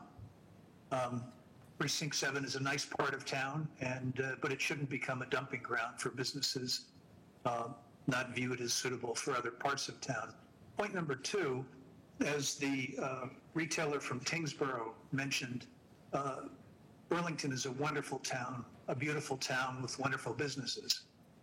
And it seems to me that we shouldn't neglect the view of our commercial citizens, our business citizens, when evaluating a proposal like this. What do the businesses in Burlington think about the easy availability of marijuana? Is the fact that we have such a vibrant and attractive business community in part fact that we don't have retail marijuana in town, that we don't have as strict as some towns do of those kinds of businesses. So those are my only comments. Thank you. Great. Thank you, Mr. Hughes. Okay. Do we have anybody else? Okay, yes, please. All right. So thank you, everyone, for your comments. A lot of it was very helpful. I'd like to introduce for the... Alex Rutfield, town meeting member, Precinct 5, and I helped Will submit this. So a couple of quick points. I know the referendum did say, the referendum, I believe that's the 2016 vote. Okay, so that vote was a statewide ballot where the town voted against legalizing marijuana as a whole, 55 to 45. I disagree in calling that overwhelming. I'd say it's a solid margin that should be paid attention to, but I disagree with the term overwhelming for 10%. I would also like to point out that now the state ballot did pass, which means everyone in Burlington is allowed to use marijuana. I actually, when I was walking here, I saw someone smoking a joint on his porch. And, you know, if a police officer walked by, nothing they could do. It's perfectly legal. So the question we're trying to focus on is, okay, it is legal. Nobody in this room is really going to stop that in the short term. Should we try to take advantage of it in a way that works for this town? And that's kind of a different question. There's probably people in town who say, look, I don't think it should be legal at all, but since it is, maybe we could look into taking advantage of it. There's a lot of people in town with a lot of different views. I would also like to point out that Will does have a lawyer, correct? Yes. And he is a resident of town, so this isn't some out-of-towner coming in I and live trying in Precinct 7, just to be specific, closer to that area probably than anybody else who's commented. So I'm very familiar with it. I've talked to my neighbors specifically about this. That was actually how I started the whole process. I'm in the industry. People always ask me, hey, why don't we have these in town? And that's when I first came to the planning board and asked that question, and then went on and found out about town meeting and all these other things. And so, yeah. Okay, thank you. I'd also like to point out that businesses regularly bring their issues to this board. We had the Planet Fitness pass, there was a little last-minute controversy, but ended up passing by a solid margin of legalizing zoning for fitness centers over 5,000 square feet. We also had the Kia go through the motions. They failed, but those by a small margin, and that was just the last couple of years. So it is pretty normal for businesses to hire lawyers and have proponents come here and say, these are the changes we'd like to make. There's nothing unusual or wrong with that. I'd also like to point out that while Will could make money on this, so can most of his competition. The zoning is made so that he could fight to get this passed, only to be outbid trying to get a property by, another competition, by his competition. That is a risk he's taking. He could also set up his business in a neighboring town that hasn't reached its max capacity yet. And those plus the fact that, he's been very open to these late night meetings. He calls me in the night because I have a 9 to 5 unrelated to this. I think there's a little more going on here with him than just, hey, this is a nice paycheck. I would also, so regarding the saturated market, this might be a surprise to him, but I actually have never used marijuana and don't intend to. But I did stop by Sanctuary in Woburn on a Saturday, and it is a zoo. There was barely any parking, long line for both the recreational and the medicinal lines. So there was definitely room. So I disagree that it's a saturated market. There's definitely room for someone to set up more shops in the area, and we can capitalize that or we can't. I'd also like to point out that there have been some lawsuits regarding the community impact fee, but the actual tax revenue, that's been pretty robust. So most of those lawsuits do involve them claiming that the town has been trying to add stuff that wasn't really their responsibility or hasn't been documenting the expenses properly. It's hard to tell exactly what the deal is, but the local tax revenue there hasn't been as much controversy there at all. Finally, regarding the subcommittee, I do understand that, people here might not feel incentivized to spend time on this, researching it, but Will is a supporter of this and a proponent of this. He'll bring what research he has, but because he's already a supporter of it, it might be difficult to view him as a neutral party. So that's where the town could have a subcommittee come in. And while we might not want to waste a lot of time, there's nothing to stop him from just coming back every couple of months and trying a different tweak and seeing what happens. And that would be a waste of time. I think that's just individuals' view on that. I think we're inclined to get a subcommittee, and maybe the first thing in that subcommittee is to understand where the town wants to be on this. If you think back when the town voted on this from a town meeting standpoint, I think that was a unanimous vote of all town meeting members, right? Yes, Yeah, Ms. Rapoport. and then also, I just do want to say, you made a comment that, Will could be pushing this forward and then he could have a competitive event. He could very well have a lease that's contingent upon this being approved, and he's the first one in the door. So, you don't know that, we don't know that, and, being somebody from the commercial and residential real estate industry, that is very factual. So that may not be a best statement to put forward. Again, I'm not opposed, I'm not denying this. I do think that you should postpone this or withdraw, because you're not going to get the answer you want tonight. Yep. Okay, great. Now, there's a comment up there, but I don't see a hand raised or anything like that without a name. So without a name, I did get an email from somebody. I'm hoping that if they are on WebEx and they wish to speak, that they raise their hand in the WebEx. and could they put their name up there versus, just allow them Yeah. to speak in So capital letters? And then we'll allow that. If they want to even type in on the WebEx what their name and address is, They can't comment any longer. Yeah, so we don't have, so we turned you off can do the that? Okay. chat because we want to, keep Okay. it. if they want to sign, if they want to sign back in with a name and raise Yeah, their and hand, I raise your think hand in that'd the be WebEx, perfect. we'd be happy. We'd be happy to entertain. Well, you can change your can't name, type- so I guess Yeah, change type or comment. It looks like you changed your name. Change your name George. to your real name, that would be great. George Bassler. George Bassler, is That's he the a name of the- resident? There's a raise hand function at the bottom of your screen. Not a resident. Not a resident? Not any longer. Not any longer? He's a former resident. Former resident, we can hear people, it's an open public hearing, so Mr. Basler, we can unmute you, and you've got a couple minutes related to marijuana, but if it's not we're going to mute you and go forward with our meeting. Thank you. All right, request to unmute has been sent. Yeah, it's about time. How y'all doing? Mr. Basler, do you have anything to say with regard to this? Yes, I do. Okay, quickly, please. Say again? Quickly, please. Okay, let me just check. I got, what do I got, 2 minutes? If you continue, we'll get this thing going. Let me see those two guys there. Okay, I just want to ask. I just want to say they're move on. crazy. Okay. And there's Thank you. Okay. Is there anybody else that wants to talk about this for or against? I don't see anyone else on the web. Okay, great. Mr. Chair, I'd like to make a motion to continue this matter to the planning board meeting of October 3rd, 2024. Second. Okay, all those in favor? Aye. Aye? That all six? 6-0-0. Thank you. Thank you, All right, everybody. thank you all. Thank you.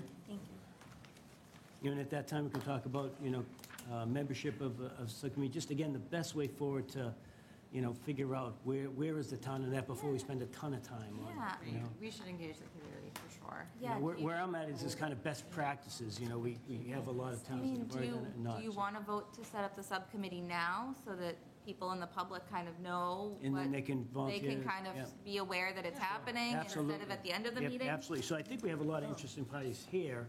Just maybe I'd say 2 planning board representatives. I'll keep it open to folks that are available and have time and have interest. Mm-hmm. So anybody that wants to be a member of this subcommittee from a planning board Do we perspective. first have to vote to set up a subcommittee? No. Oh, okay. You can do whatever he wants. Well, let's, so we're gonna set one up, and we'll get 2 members of the planning board, and I'm looking for volunteers. Anybody have? I'll interest? volunteer. Okay, Ms. LaRue. Anybody else? Really don't want I will. I will volunteer. You okay? Ms. Rappaport, great, we have the 2. Thank you very much, folks. I think it's a very interesting one. I think it's good, just to check in after, 8 years and see, where the town is on that. So again, I think you're right, absolutely right. Let's get out there, social media, where are folks on that? Let's get an online vote, and let's see what's going on. Will you be soliciting members of the Absolutely, absolutely. Board of Health. Board of Health, And I think also the police as well. police, absolutely, yep, Please. yep. Yep, Melissa Tantopoulos, our I think economic first- development. Chair, if Yes. you don't mind, I do think that we should figure out how we're going to, get the community involved before we get everybody else involved. Yeah, yeah. So I think, maybe Barbara and I can work with staff Mhm. to talk about, whether we do a Facebook poll, Oh, yeah. community outreach thing, something of Yeah. that nature.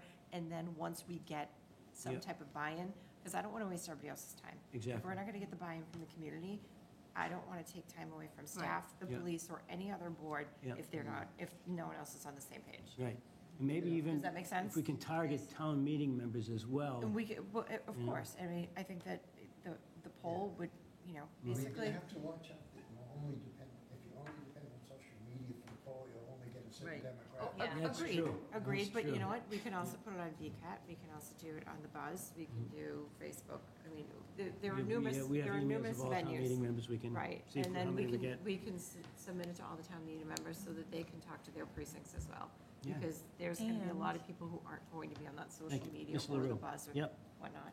We could ask the town clerk if it would be possible to have a poll at the election in November. Wow. I love these An ideas. unofficial thing. Unofficial. Get it on the ballot. We have asked Amy. I think that's a great idea. We wish, so we did ask around. Amy, and she said so we did even ask her, like, before this, Melissa and I asked, can we get it on the ballot in November, and she said, you would have to get it to me in a week, and then I would have to go to the AG, like. But we All right, could so have what a about- table I was just gonna say, outside. that's what I was just gonna say. Yeah. Put a table outside and Table say, outside. are you for, are you against? And then Take we a could- red or a blue, right? Put that in there. I mean, let's not go red or blue. All Let's right, go green or or not red, green. Green or black. Yeah. All you need is an iPad with a form. There you go. Yeah, exactly. Just hit the button. Great. Yeah, Cool. That's a great because idea. that's going to be a lot Ernie of wants people. samples. Yes. Get it right in before they go into the town meeting. Excellent idea. Great. So this is where our subcommittee's already jazzed Presidential about. election will draw a lot of people, Yeah. so that's a real Absolutely. pull. No, I think that that's a good I idea. think it's a great idea. So then Great of having the maybe diversity of the board We here. should have a discussion with Yeah. the Take proponent to turns push that. manning the table. Who's going to bring me my hot cocoa? You got it. Well, I'll- I mean, I'll I give it guess to you. the proponents will. Just watch All out right. for placed with. Let's go on to the next item. Item E is the public hearing amendment to Article 2, definitions, Article 4, dimensional requirements, and Article, what's that, 9, administrative and procedures regarding accessory structures in the RO zone, submitted by Zoning Bylaw Review Committee. This was this the one? This is accessory, Yeah, Yes. that's the correct one. yep. So, So we have, okay, please. Thank you, Mr. Chair. And I'm still Shari Ellis, Chair of the Zoning Bylaw Review Okay. Committee. I'm not very funny, but okay. So we were before you, your last meeting, and I can just kind of give a little summary since this is the public hearing, if that's acceptable real quick. So we're bringing this forward because of voiced concerns from both the building department and residents about the unclear regulations regarding accessory use, and what requires a permit, what doesn't require a permit, where it can be located. Our bylaws are a little bit gray in that area. And residents deserve to have clear bylaws that they can go to and say, oh, that's where it needs to be, that's what needs a permit. And so that's basically why we're bringing this forward. We're trying to resolve some of that ambiguity. And where we left off last time was, I think we had some consensus that this was a good idea to update some definitions, setbacks, and what a structure is. And then we added some language in the dimensional table that defines accessory use structures of where they would need a permit, at what limit they would need a permit. And at that point in time, we had some discussions about swing sets. And we heard you loud and clear. We went back and a couple of us did some research in other towns. There's nothing that says swing sets are, regulated this way. Play areas are mentioned, and all of them need to be not in the setbacks as far as that goes, which currently that's our bylaws as well too, but it's not real clear. So we had a discussion last night, and a lot of many members came to the conclusion that your concerns are valid about the swing set. And so we thought the easiest way to do that was we amended the accessory structure definition by a simple sentence that says swing sets or the like, which could mean trampolines, rock walls, things, play area, like that, are excluded from this definition. So therefore, they would be excluded from needing a permit. So that was what we thought would be the most simple clarification for that. So with that, I think that pretty much, so I'll just say one more thing, is that if this amendment goes forward to town meeting and it's approved, it doesn't change any of the existing setback regulations. We're not attempting to change that. We're not changing, allowing any accessory uses. We've not saying you can't build something. We're not saying you can't put something in your yard. We're just clarifying where it can be and what size you would need to get a permit. So that's pretty much my summary. Okay. Thank you. Staff? I didn't know, no comment on this one. Okay, thank you. So we'll go to the board. Where will I start this? Mr. Covino, I'll start on your side. I, being the planning board's representative to the ZBR Zoning Bylaw Review Committee, attended last night's meeting, and what the changes made to this proposed change to the bylaw were done with the agreement of the builder inspector of buildings, Mhm. who stayed with us until about past 10 o'clock. Nice. So, and I think we got a few things done, if I'm not mistaken, Madam Chair. I think we did. It was a long meeting. We're not used to your really long meetings. I would suggest that we vote positively on this. Thank you. Thank you, Mr. Covino. Mr. Rapport. No comments, thank you. Ms. LaRue. One quick question. The phrase "or the like" appears 4 times in this. Did you discuss with the building inspector if that's something he's comfortable with, because he's the one who's going to have to interpret? Yes. So Yes, that was kind of he was his okay with language, that. actually. Yes, his So- or the like. Or the like. Thank you. Thank you. There is that room for his interpretation of that, but it's all in those similar As long as he's veins. comfortable with that He's comfortable. phrasing, I'm comfortable with it. Great. Ms. Sutherland. No, thank you for taking the concerns into consideration. I'm happy to see that addition, so no other comments. Thank you. Ms. Natola. No comments. Okay. The only comment I have is, maybe it's, well, is there a definition of a swing set anywhere? No, but that is a common definition in Okay. a dictionary that I think is Look it up. pretty widely acceptable. All right. Thank you. And we'll go out into the audience. Does anybody want to speak in for or favor? Yes, please.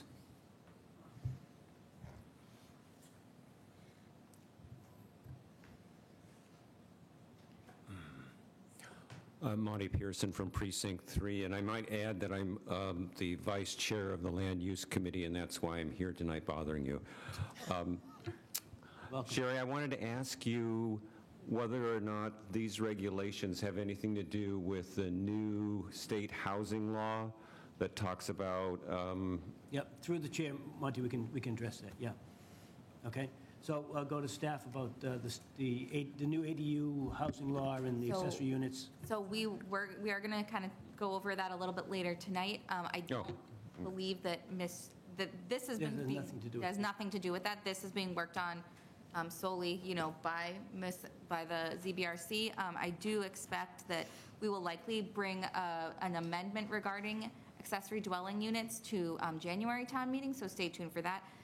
This, part of this might need to get amended depending upon what the state says and all that stuff, but I think that, so no, it is not directly. So, yeah, thank you, Mr. Pearson. So for the folks at home, so just recently, this past week, the governor signed into law a very large housing bill, and part of that was with regard to accessory dwelling units by right in the RO district and residential units. So it does kind of add into this a little bit, but again, this is separate to that, and it's, we're going to have to look at how other folks have benchmarked it, and it's new for everybody, and find out what the requirements are and the conditions are from the state when they develop it, and that law does not go into effect until February, right, of 2025.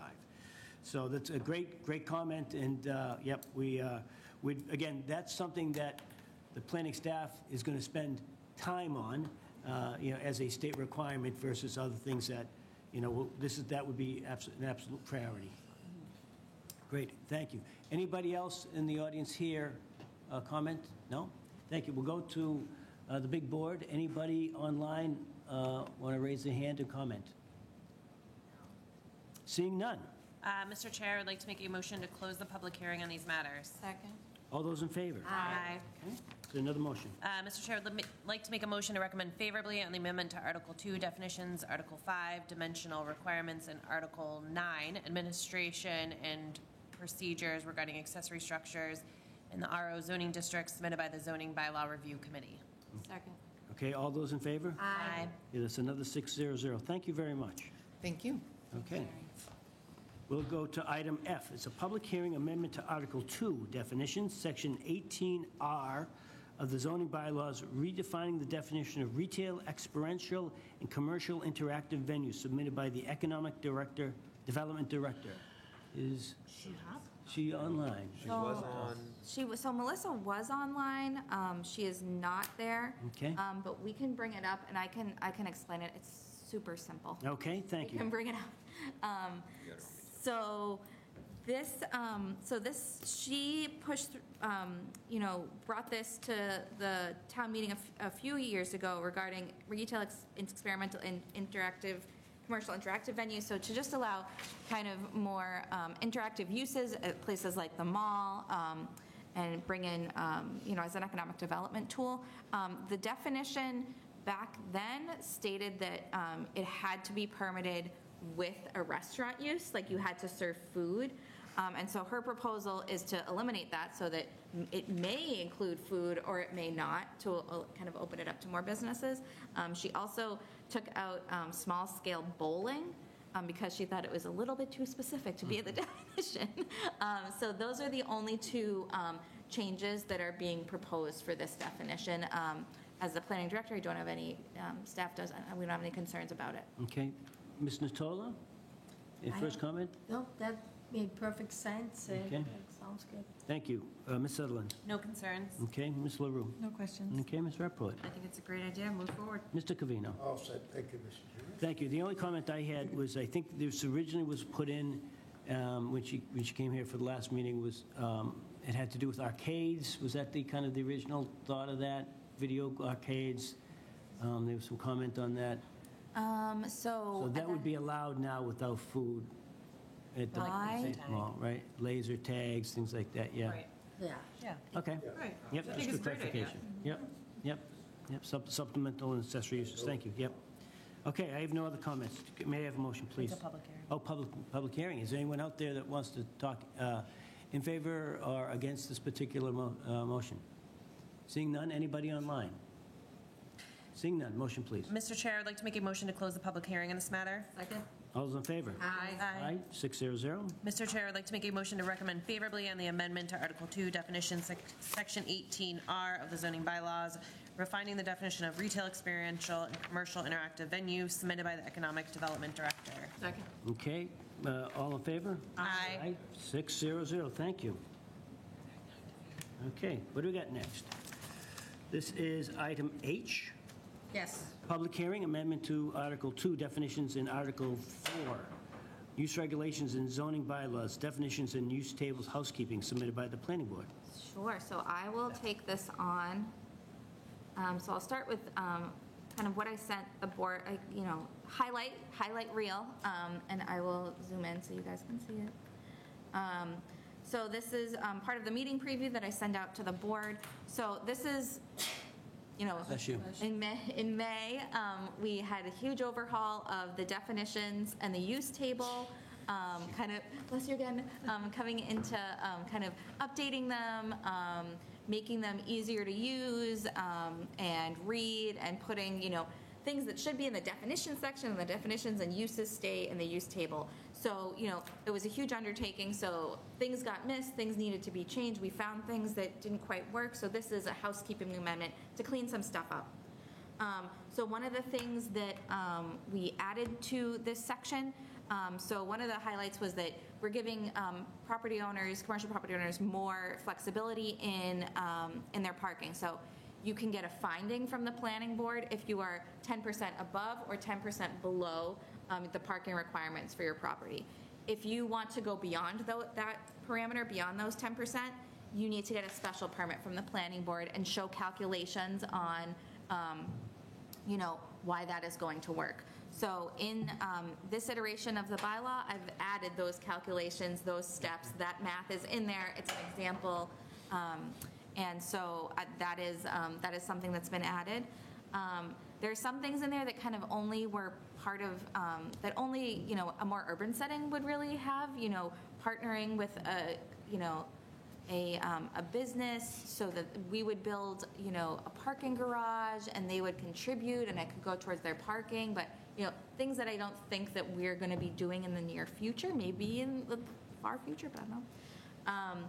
Then providing requirements regarding the placement of driveways. This is for safety, so driveways can't be in a certain feet of, intersections and that type of thing that I think are just kind of safety things. And then again, correcting any errors, things that didn't get pulled over from Maytown meeting. So that's kind of the down and dirty. I could share it with you. It's like really long. I knew that it was a comprehensive Maytown meeting amendment, and I think we're just doing some of the dotting the i's and crossing the t's on that. So Let me start over to the right then, Mr. Covino. I am all set, thank you. Okay, Ms. Rappaport. Nothing for me, Okay, thank Ms. you. LaRue. No questions? Okay, Ms. Sutherland. All set? Okay, Ms. Natola. No question. I am all set as well. May I have a motion? Close the public hearing, folks. Yep. Anybody out there? No? Anybody online?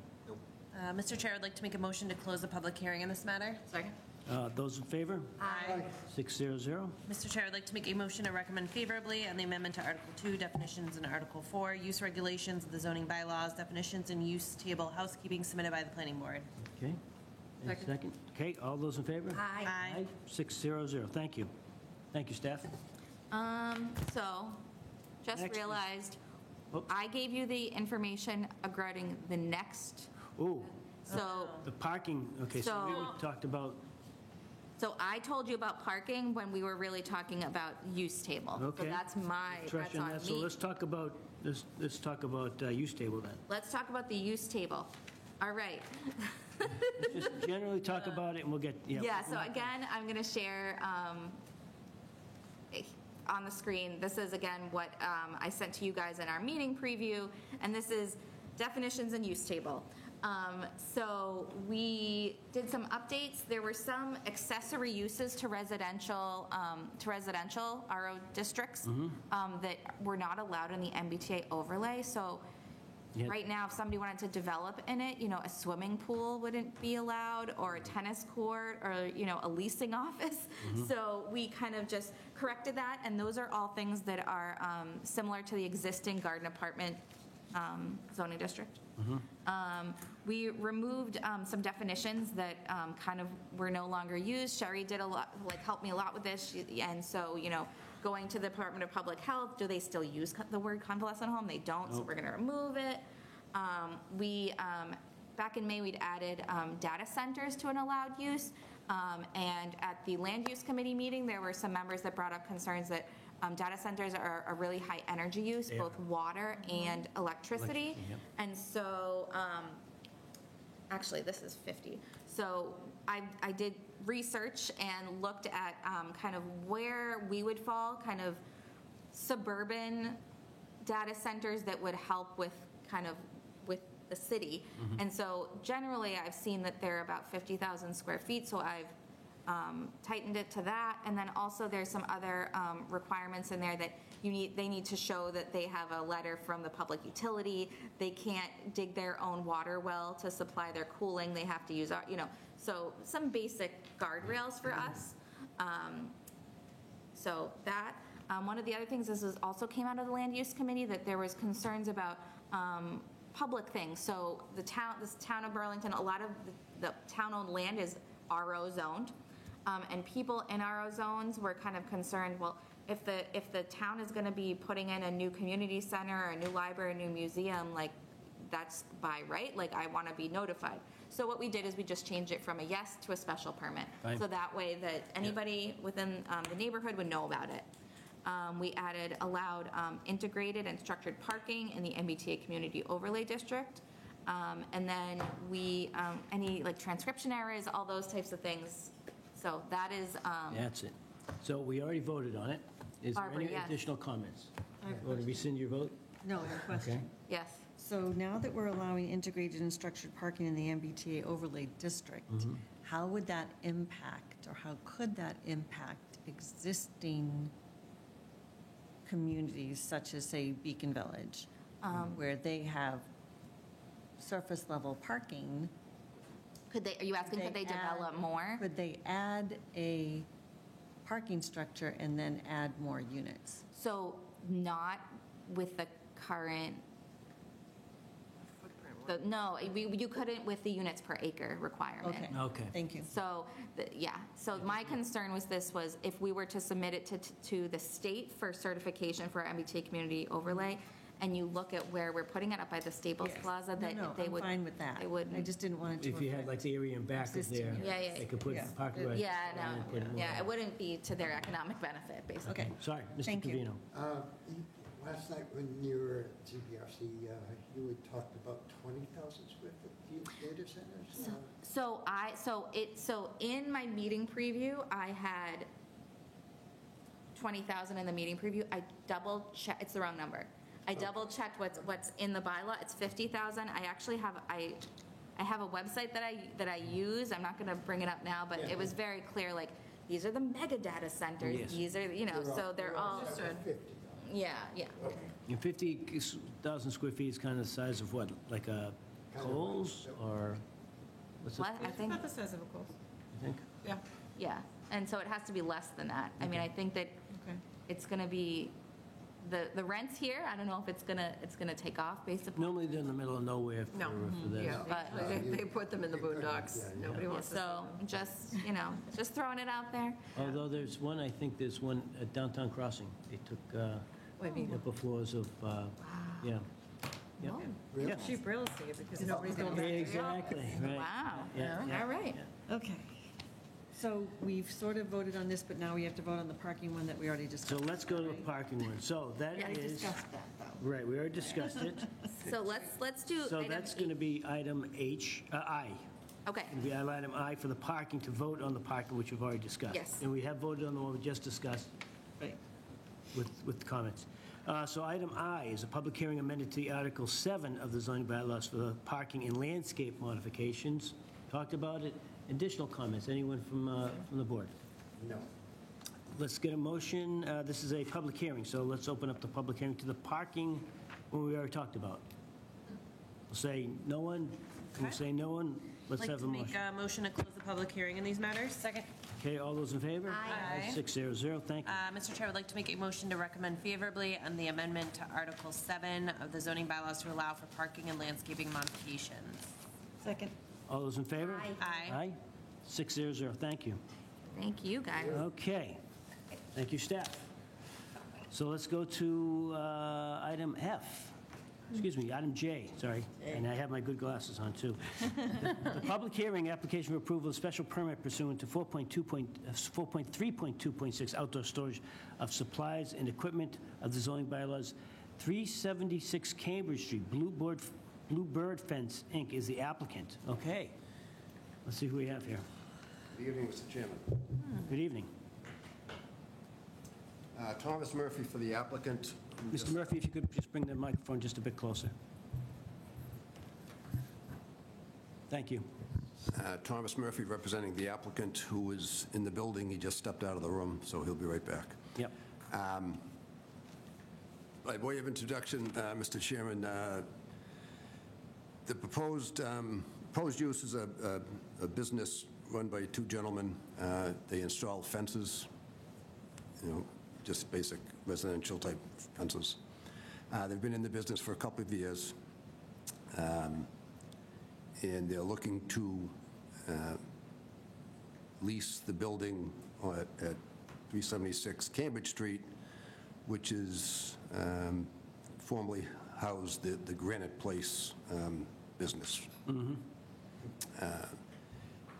It's a narrow, it's a BG district, so the use is allowed. They have a showroom there, and they've set the showroom up. People can come in and browse new fences and purchase it if they so choose. But they do need a special permit to keep some of their equipment and some of their stock in the yard behind the building, into the side of the building, actually. The previous tenant there, the Granite Place, I know went through a very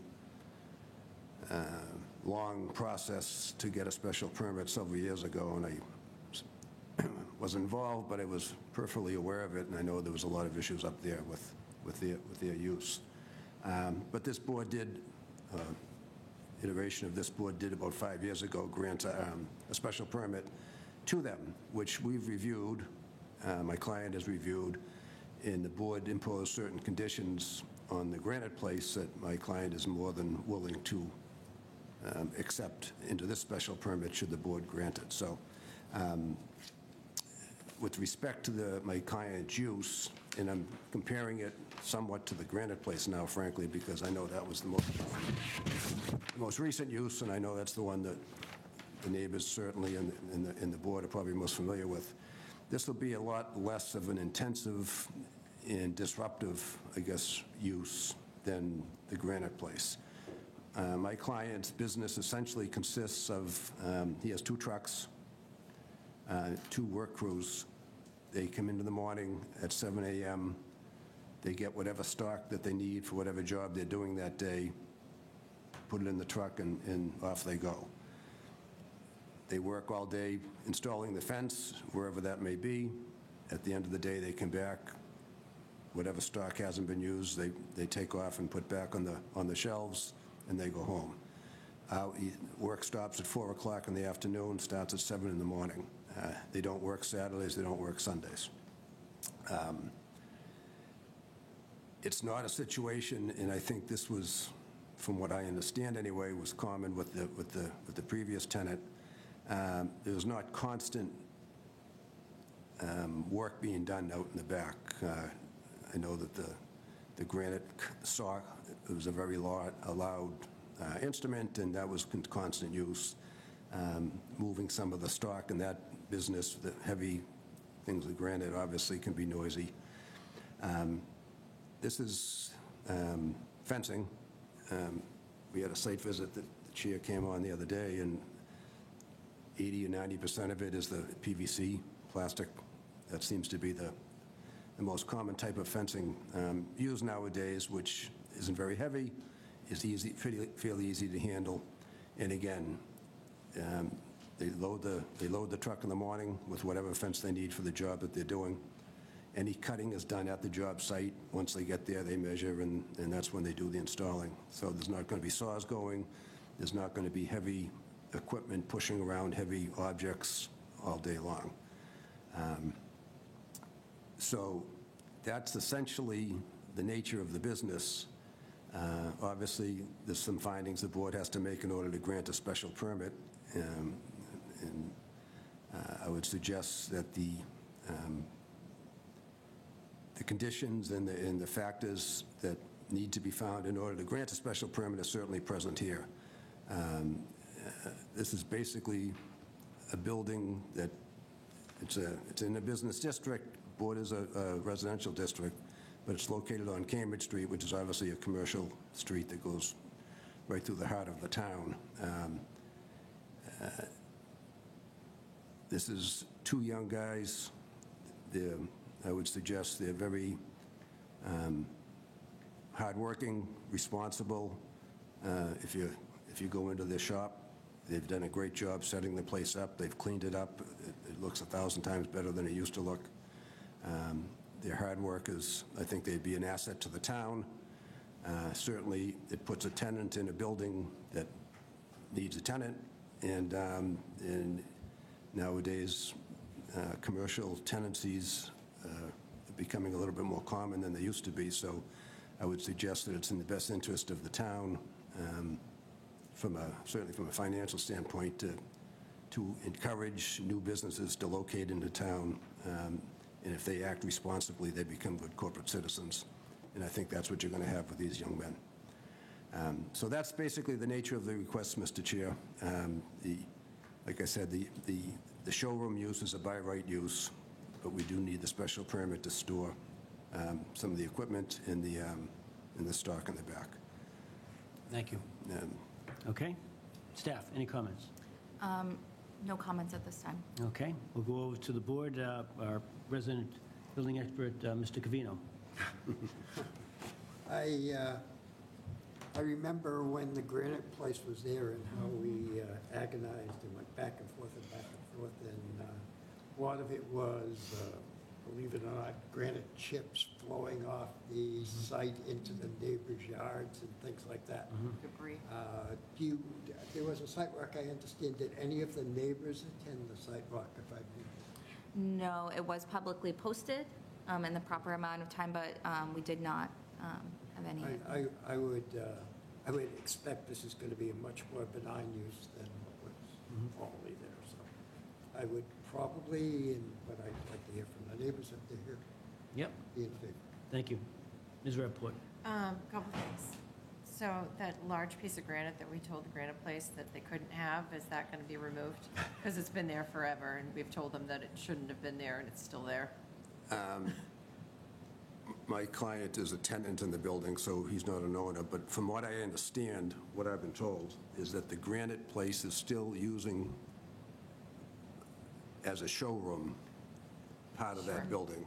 Right. So whether or not that, I know what you're talking about, whether it's staying there or not, I don't know, but from what I understand, my client, if you're looking at the building from the street, if you put a line right down the middle to the right, that's his showroom, and that's what he's leased from the property owner.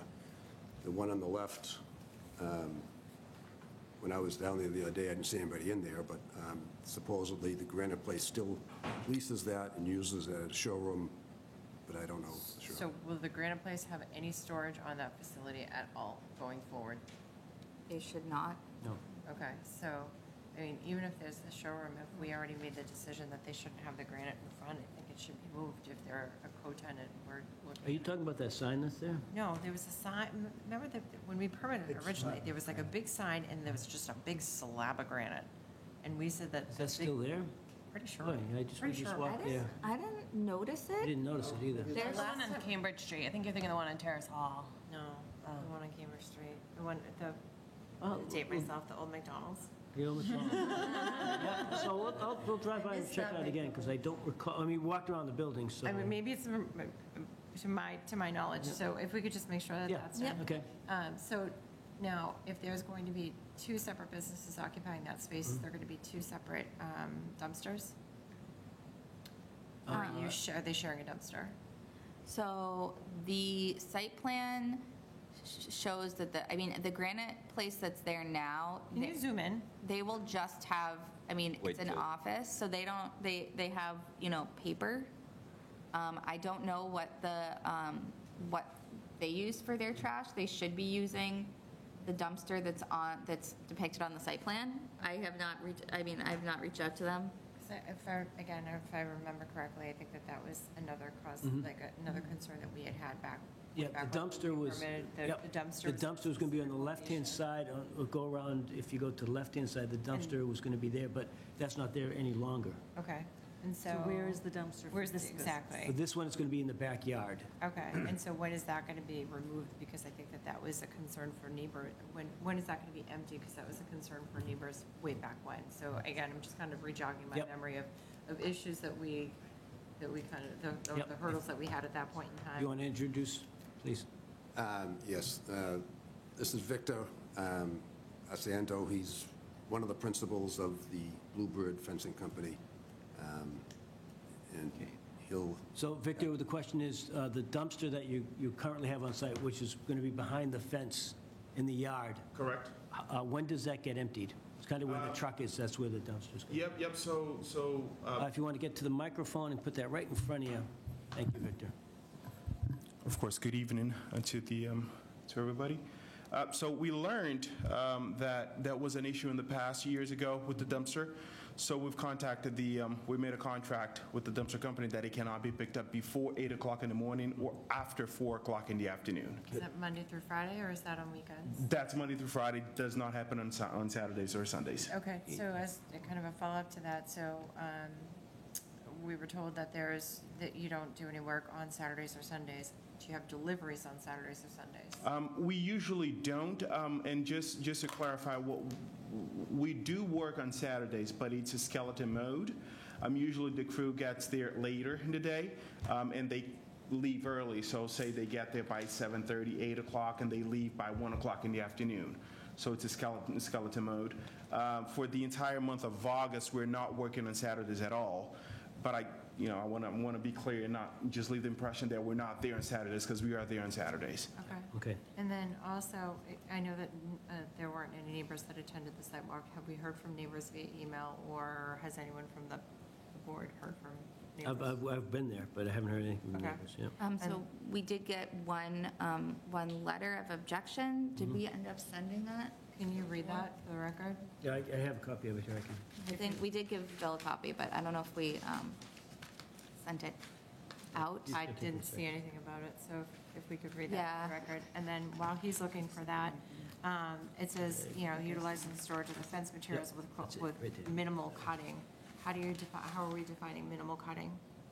If most of the cutting is done on site, how, and I'm just reading staff's notes, minimal cutting, how are we defining minimal?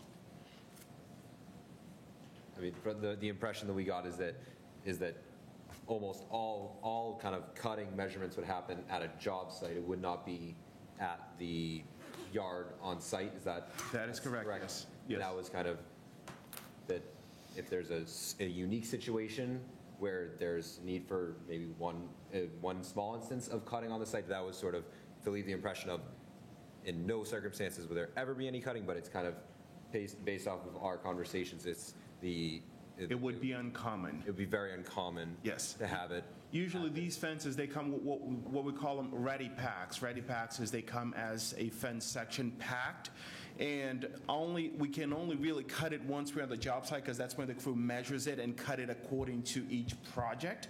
So that's why it's really not a thing that we could cut beforehand.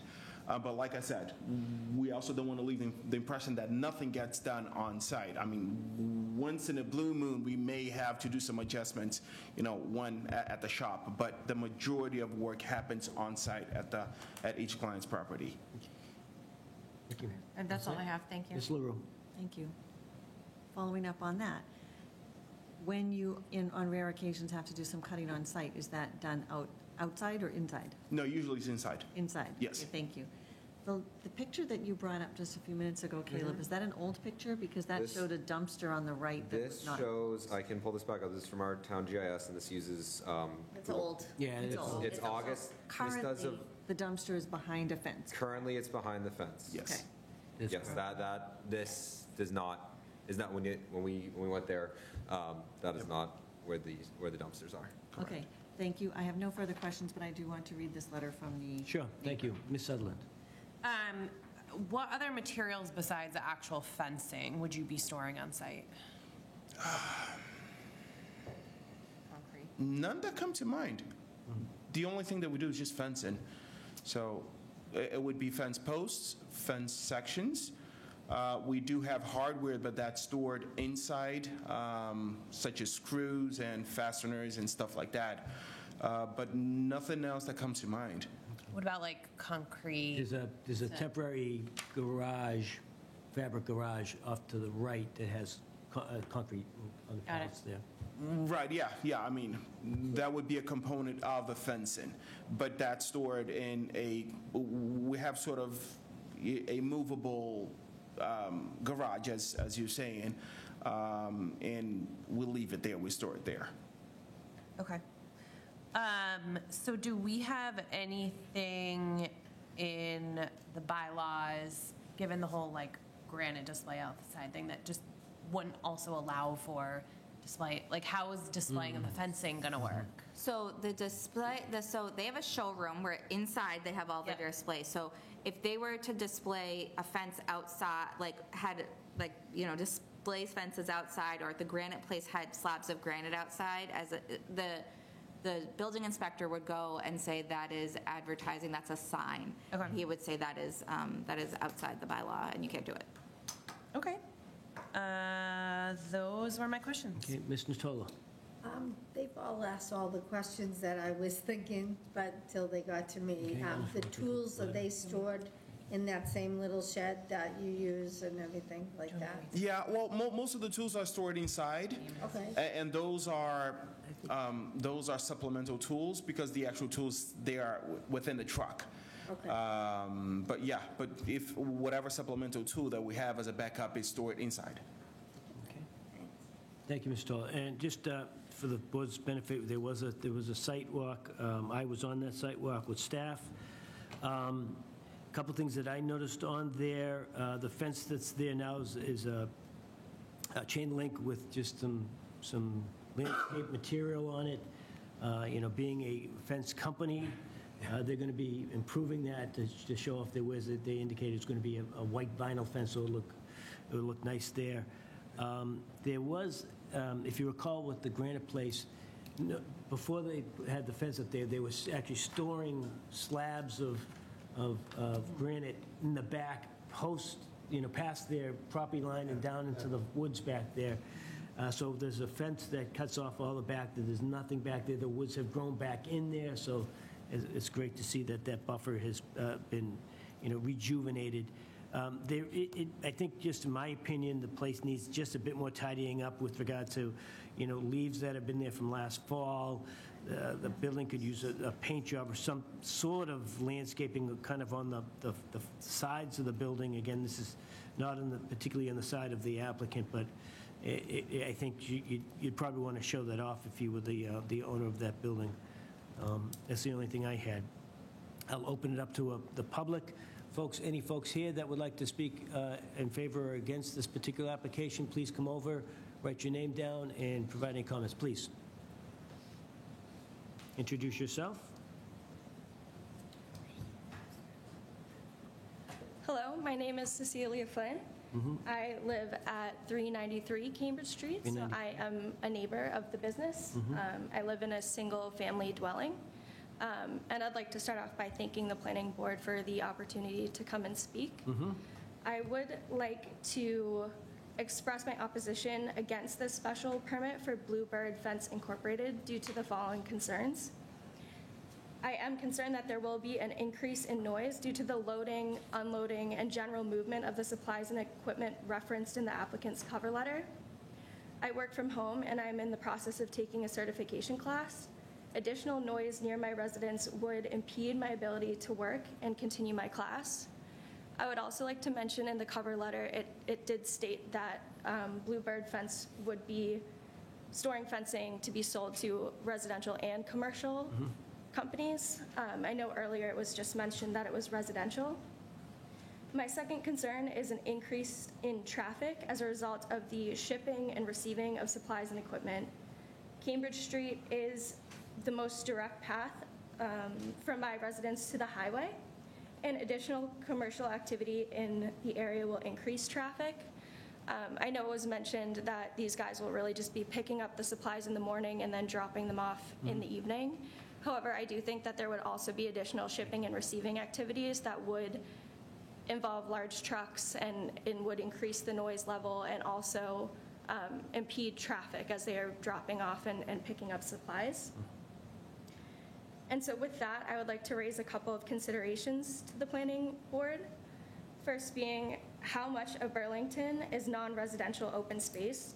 And what are the short and long-term plans to protect and support single-family dwellings from industrial encroachment?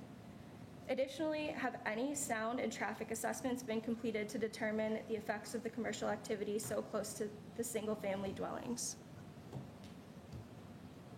Okay, thank you. So let me, a couple of items here. So I'll go with the first one. So how much open space is there in Burlington versus, are you talking residential versus industrial, the percentage of that? No, I'm talking about specifically non-residential open space that could be taken up by industrial or commercial companies. Boy, there's not a lot, I think. I don't think there's any open space that can be taken up by. No, I mean, but the fact of the matter is, Sheriff, if you don't mind, I mean, the fact of the matter is it's already a commercial area. Cambridge Street has always been a very well-trafficked area. So, I mean, if we deny this permit, that's not going to minimize the traffic. If Cambridge Street goes down to one lane, if you think the traffic is bad now, wait for it. It's just going to get worse. Add a bike lane, going to be a little bit worse than that. I mean, at the end of the day, when you purchase a property, and I empathize, and I also work from home, and I understand when, my neighbors are up, and, I throw in my headphones, and I do what I got to do, and I have noise-canceling headphones, and I just get through the workday. But again, I mean, when you buy a house and you buy a property, it's location, location, location. So if you're buying a house on a commercial street where there's high traffic, there's a lot of commercial influence, nothing's changing. You're not going to change that. You can change where, I'm not saying sell your house. Please don't take this the wrong way. But when you buy a house on Cambridge Street, or you buy a house next to the sand and gravel pit, if you think the sand and gravel pit's going to go away because you don't like it, it's just, unfortunately, it's just unrealistic. And so, with that, again, I empathize, and I have a complete understanding of what it's like to work from home and being in a noisy area. but Cambridge Street has always been well-trafficked and noisy. So I don't know that there's anything that we can necessarily do to change that. Yeah. So, yeah, go ahead, Mrs. I Sutherland. have a question. I should have asked this before, but, so with the addition of this, and the Granite Place still holding a showroom, is the traffic and noise from Granite Place still going to exist, or is a lot of that is now removed? That's removed. Okay, thank you. Yep, yep. And the second question is the protection from the residentials from the industrial. There's sideline variances, sideline setbacks that they have to adhere to. So you have, it's 15 feet from a residential to a property line. There's other setbacks there from industrial. So that's how you protect the residential from the industrial. The third question was again? Have any assessments been performed over the level of noise and traffic? I don't think there's been a traffic assessment on this one, but again, it's from what I can tell from the business, it's going to be less traffic than what we had at the Granite Place, particularly with the noise and the equipment. Again, I was on the on-site. I saw what was back there. I knew what was back there with the Granite Place, and I think you're going to find considerable less noise than you did with the Granite Place, for sure. So hopefully that helps. Okay? Thank you. Thank you for communicating that. We appreciate that. Anybody else like to speak in favor or against? Yes, please.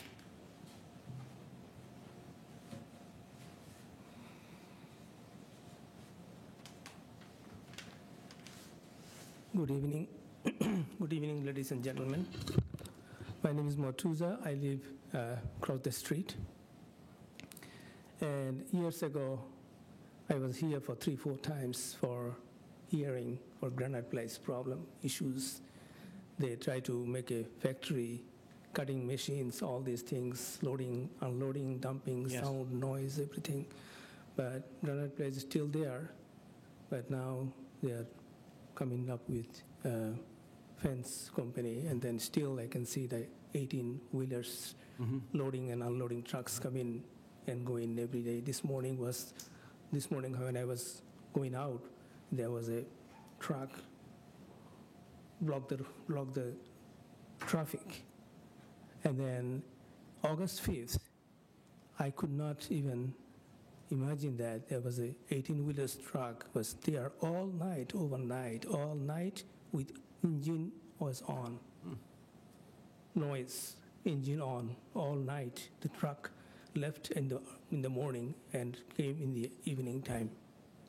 I don't know what happened. They turned the engine, keep the engine on, sound and noise, and I could not even open my windows, backyard windows. I work from home 4 days a week. My daughter worked from home, and my son, online class, and also part-time work from home sometimes.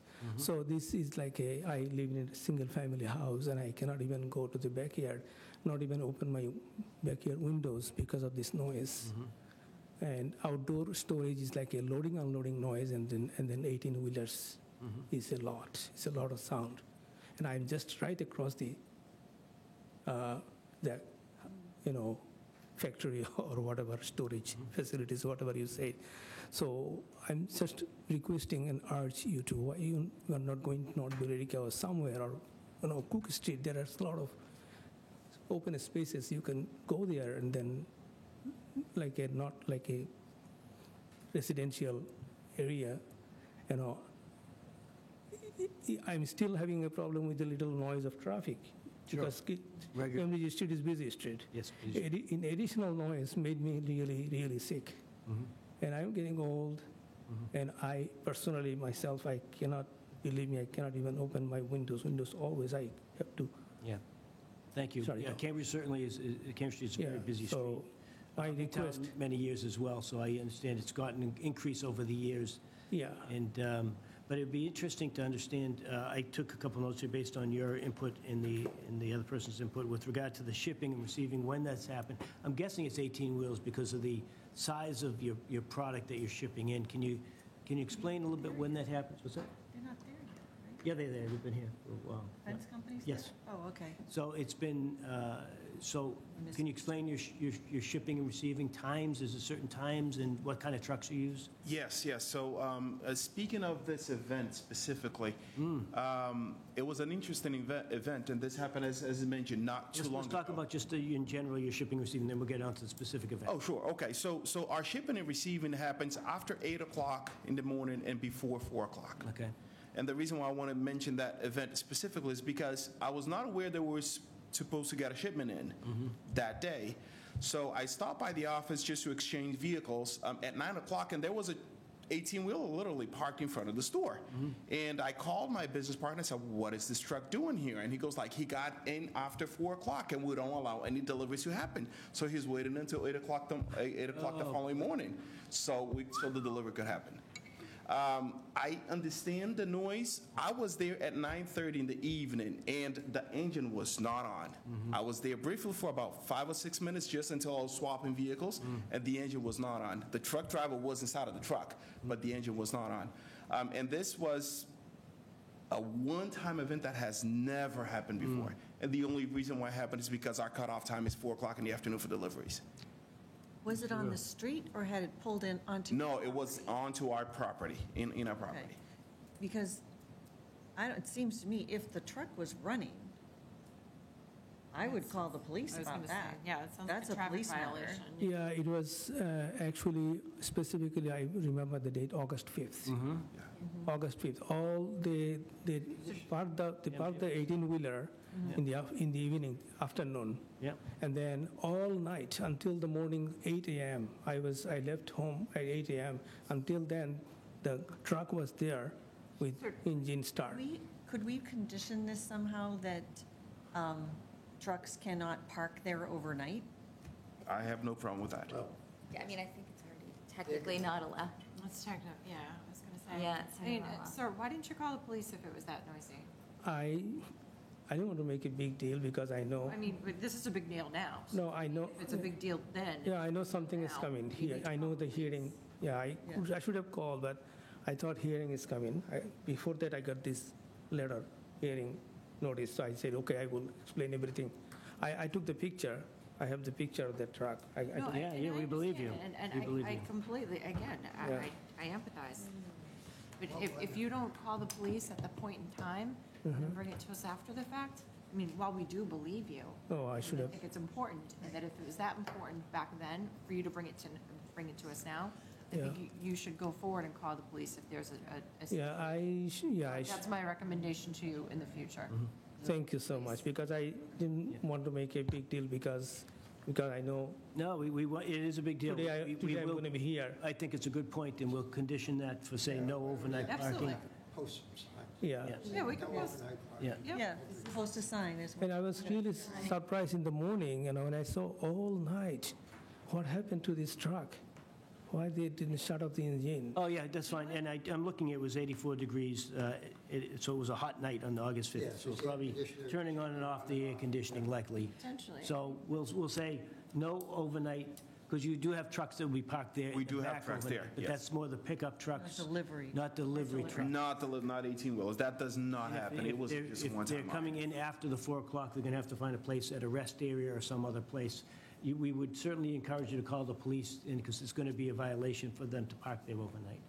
So thank you, great. But- Any other, yeah. But I do think we should point out that the gentleman did just say that it was a very unique situation that particular day. So he's aware of it, so I don't think he's going to continue. Well, we'll put processes in place such that the neighbors are protected in the future. So, perfect. And in the future, I'm thinking in the future, if you get the permit, they will get all our equipments and machines and start cutting and joining the sheets, and all these things will make more noise. I mean, I guarantee now. Yeah, the fencing company, so they don't do that there. For a fence, to put up a fence, you actually bring the stock to the site and cut. They don't cut. No That's not cutting. something they do. It's very rare that they would cut that. That's just the nature of the business. So it should be less, yes. Could we also add a condition to the special permit that any cutting that does occur on site must be done indoors? Besides, I think you'd be acceptable. I would be okay with that, yes. Thank you very much. Yes. Yeah. Okay, great. Was he there when the granite place was there? Yes, Yes, he said he was, yeah. Would he rather have the granite? No, he would not rather have the grant. Yeah, Granite Place, yeah, I was here Yep, thank you. 4 or 5 times, I think, hearing, Yeah. every That- time. That was very loud grinding and, Yeah. years ago, yeah. yep. So Yeah. we appreciate you coming in and talking about this one because we do want to make sure Yeah, that. so I'm just assuming that something is happening again and again. And I, especially, at this time, working from home, Yes, I school or from home class, online class, that I need a quietness. I think you'll find it a much more quiet use than the Granite Place, absolutely. Yep. So thank you. Any other comments? No, that's all. I'm just Thank you. requesting to find another place for storage, especially loading, unloading is a big sound. Yes. That just, it's another. How often does that happen of when you get stock in? It varies a lot. We don't know. Usually, I can't give you a Would you specific do once or schedule. twice a week or 3? Yeah, if I were to venture, I would say probably 2 or 3 times a week Okay. that it happens. Right. Okay. It varies a lot. It's a seasonal business. Seasonal business too, so in the And it's winter a seasonal business, that's right. would not be as busy, winter would not be as busy with fencing, correct? Yep. Yep. Okay. Anybody else that would like to speak for or against? Thank you. Yeah, Thank you, Thank you everyone. very much. Thank you. Thank you. Great. Anybody? Okay, anybody here up on the, online? I don't see any hands, Mr. Chair. Thank you. Mr. Chair, I would like to make a motion to close the public hearing on this matter. Second. All in favor? Aye. Aye, 600. Mr. Chair, I would like to make a motion to approve the request of Bluebird Fence, Inc. for a special permit pursuant to Section 4.3.2.6 outdoor storage of supplies and equipment of Article 4 of the Town of Burlington zoning bylaws to storage of fence equipment and materials outdoors for property located in the general business BG district at 376 Cambridge Street, subject to the terms and conditions contained in Exhibit A attached and as amended. Second. All those in favor? Aye. 600. Thank you. Thank you again. Thanks, everybody, for coming and commenting. Thank you. Thank you. Thank you. Thank you for your time. Okay, let's say we've got minutes, staff on the minutes. Yep, I emailed those out to you guys. I know there was a couple comments sent to me privately, so I've updated those. Those are nothing substantive to any of those, just a little extra detail Yeah, there's in only some one. parts. Has everybody reviewed them? Can we take them all together? Yep. I've read them. Everybody, we Yes. good enough? Okay, let's do it. Motion, please. Mr. Chair, I would like to make a motion to approve the minutes of June 20th, 2024, July 18th, 2024, and March 16th, 2023. Second? All those in favor? Aye. Abstain. Okay, so that's going to be a 500. Thank you. And I just want to make just a note, just again, to thank our recording clerk, that as you can see, that one's the 2023. Yep. And those will keep coming to you guys of both the current meeting minutes as well as retroactive ones from previous meetings. Thank you. Okay. Well, we got some discussion matters and how we doing for time. It's 9:06. Yep. Okay. So let's see what we got. A couple of interesting things. Let's talk about, we talked about this housing bond bill a little bit earlier. Staff, if you want to expand on that a little bit and how that's going to Sure. impact us.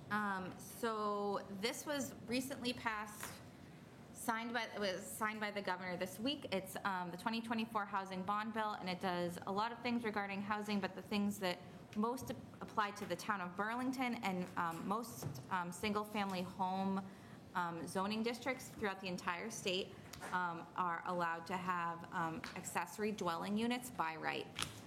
Those accessory dwelling units cannot be any larger than 900 square feet, and they must adhere to all the current setbacks.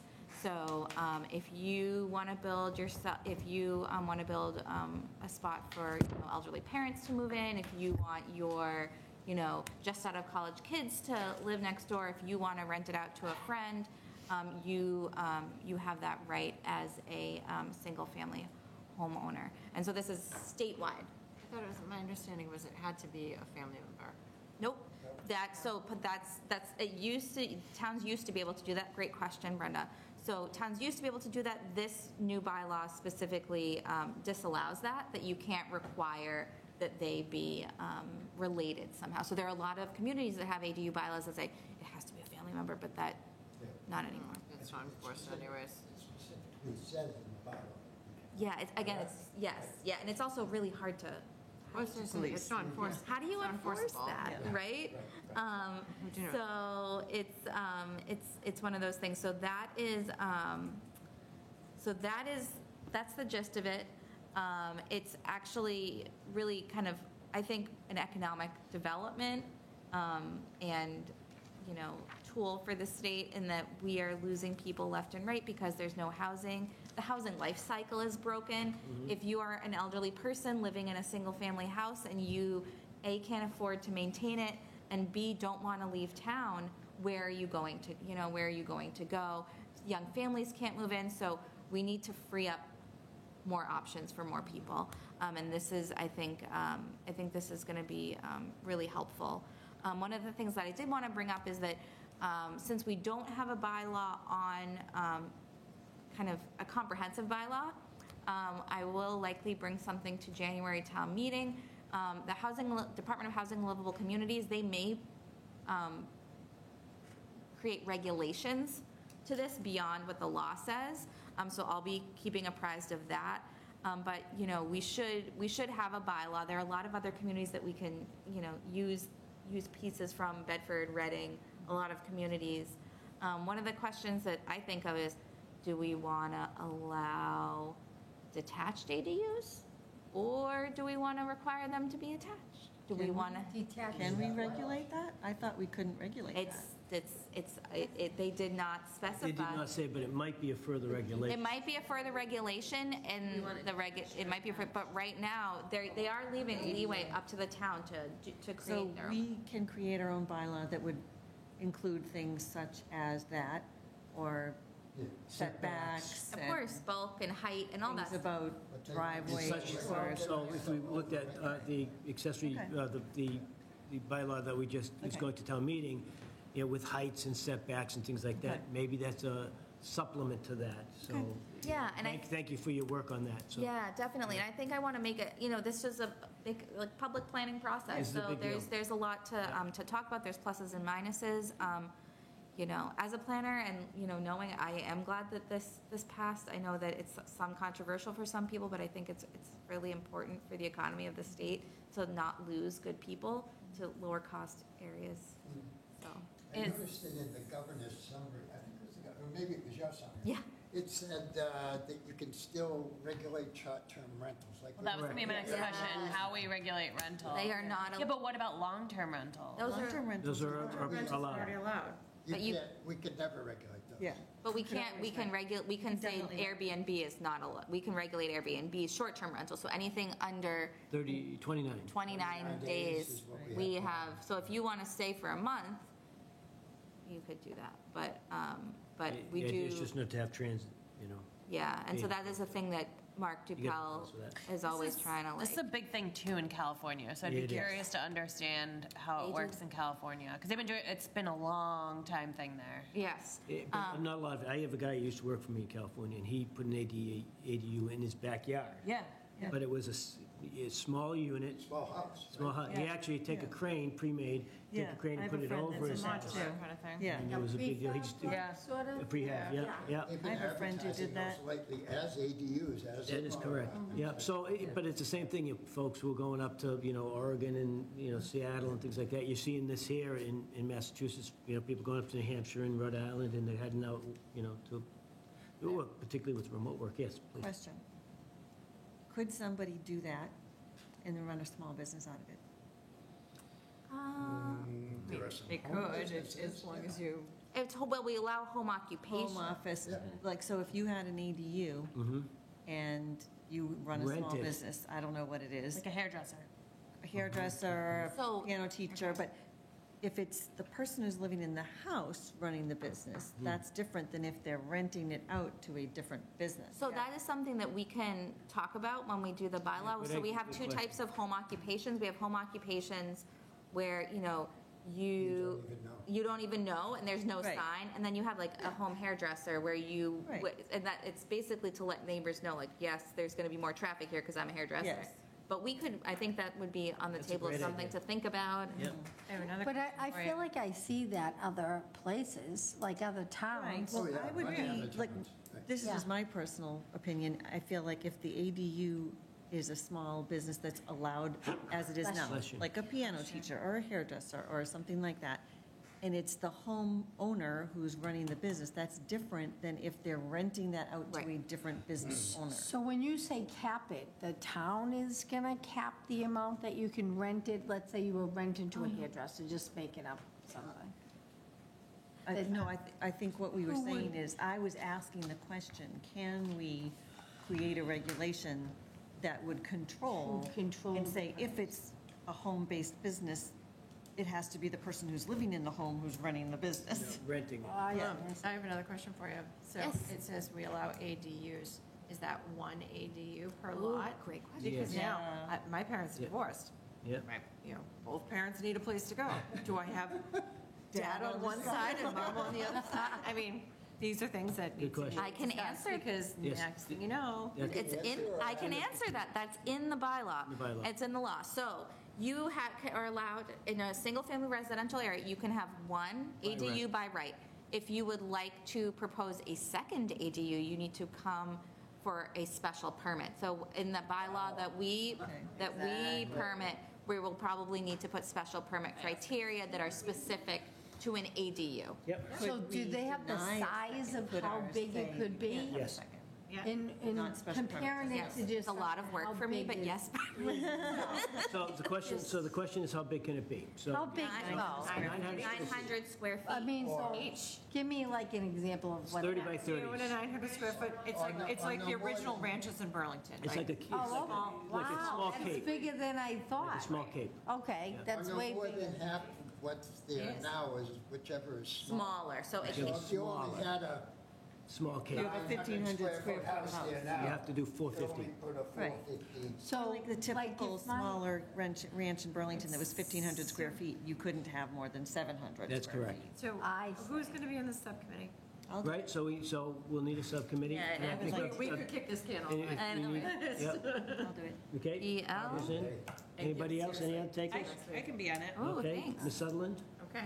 And Ernie. I'll Okay. attend meetings as enabled, but So, it's a very interesting thing, and, you Yeah, know, well, will you All the meetings post will when the post. meetings Of are? course, we meetings. have to. Interesting. We have to, yeah. Find out about. Of course. That would Yeah. be kind of cool. wouldn't Team it? ADU, we'll call it, yeah. okay. Could be a big Great. change. So, Chair, Yes. So you got that, housing bond bill, same thing, kind of subcommittee on that. The subcommittee. Anything else, correspondence? No. Town council? No. Subcommittee reports? Hey, anything from subcommittee? Sculpture Park, Oh, I told you about the sculpture. rec? I got No, that. they haven't had a Have you house. gone to a rec meeting? No, I haven't been invited to one. I would like to Get on it. say, So I'll connect up with Brenda, make sure you're Thank you. getting those, yeah. Is there anything going on with the high school? I don't want to discuss these Sorry. tonight, but I wanted to just sort of say, I want to, at our next meeting, can we have middle housing language to react to? Yes, Great. And I still want to set up that Accurate Automotive meeting. yes. And then I wanted to ask, is there any news on Windview Heights 2, or is it just silent?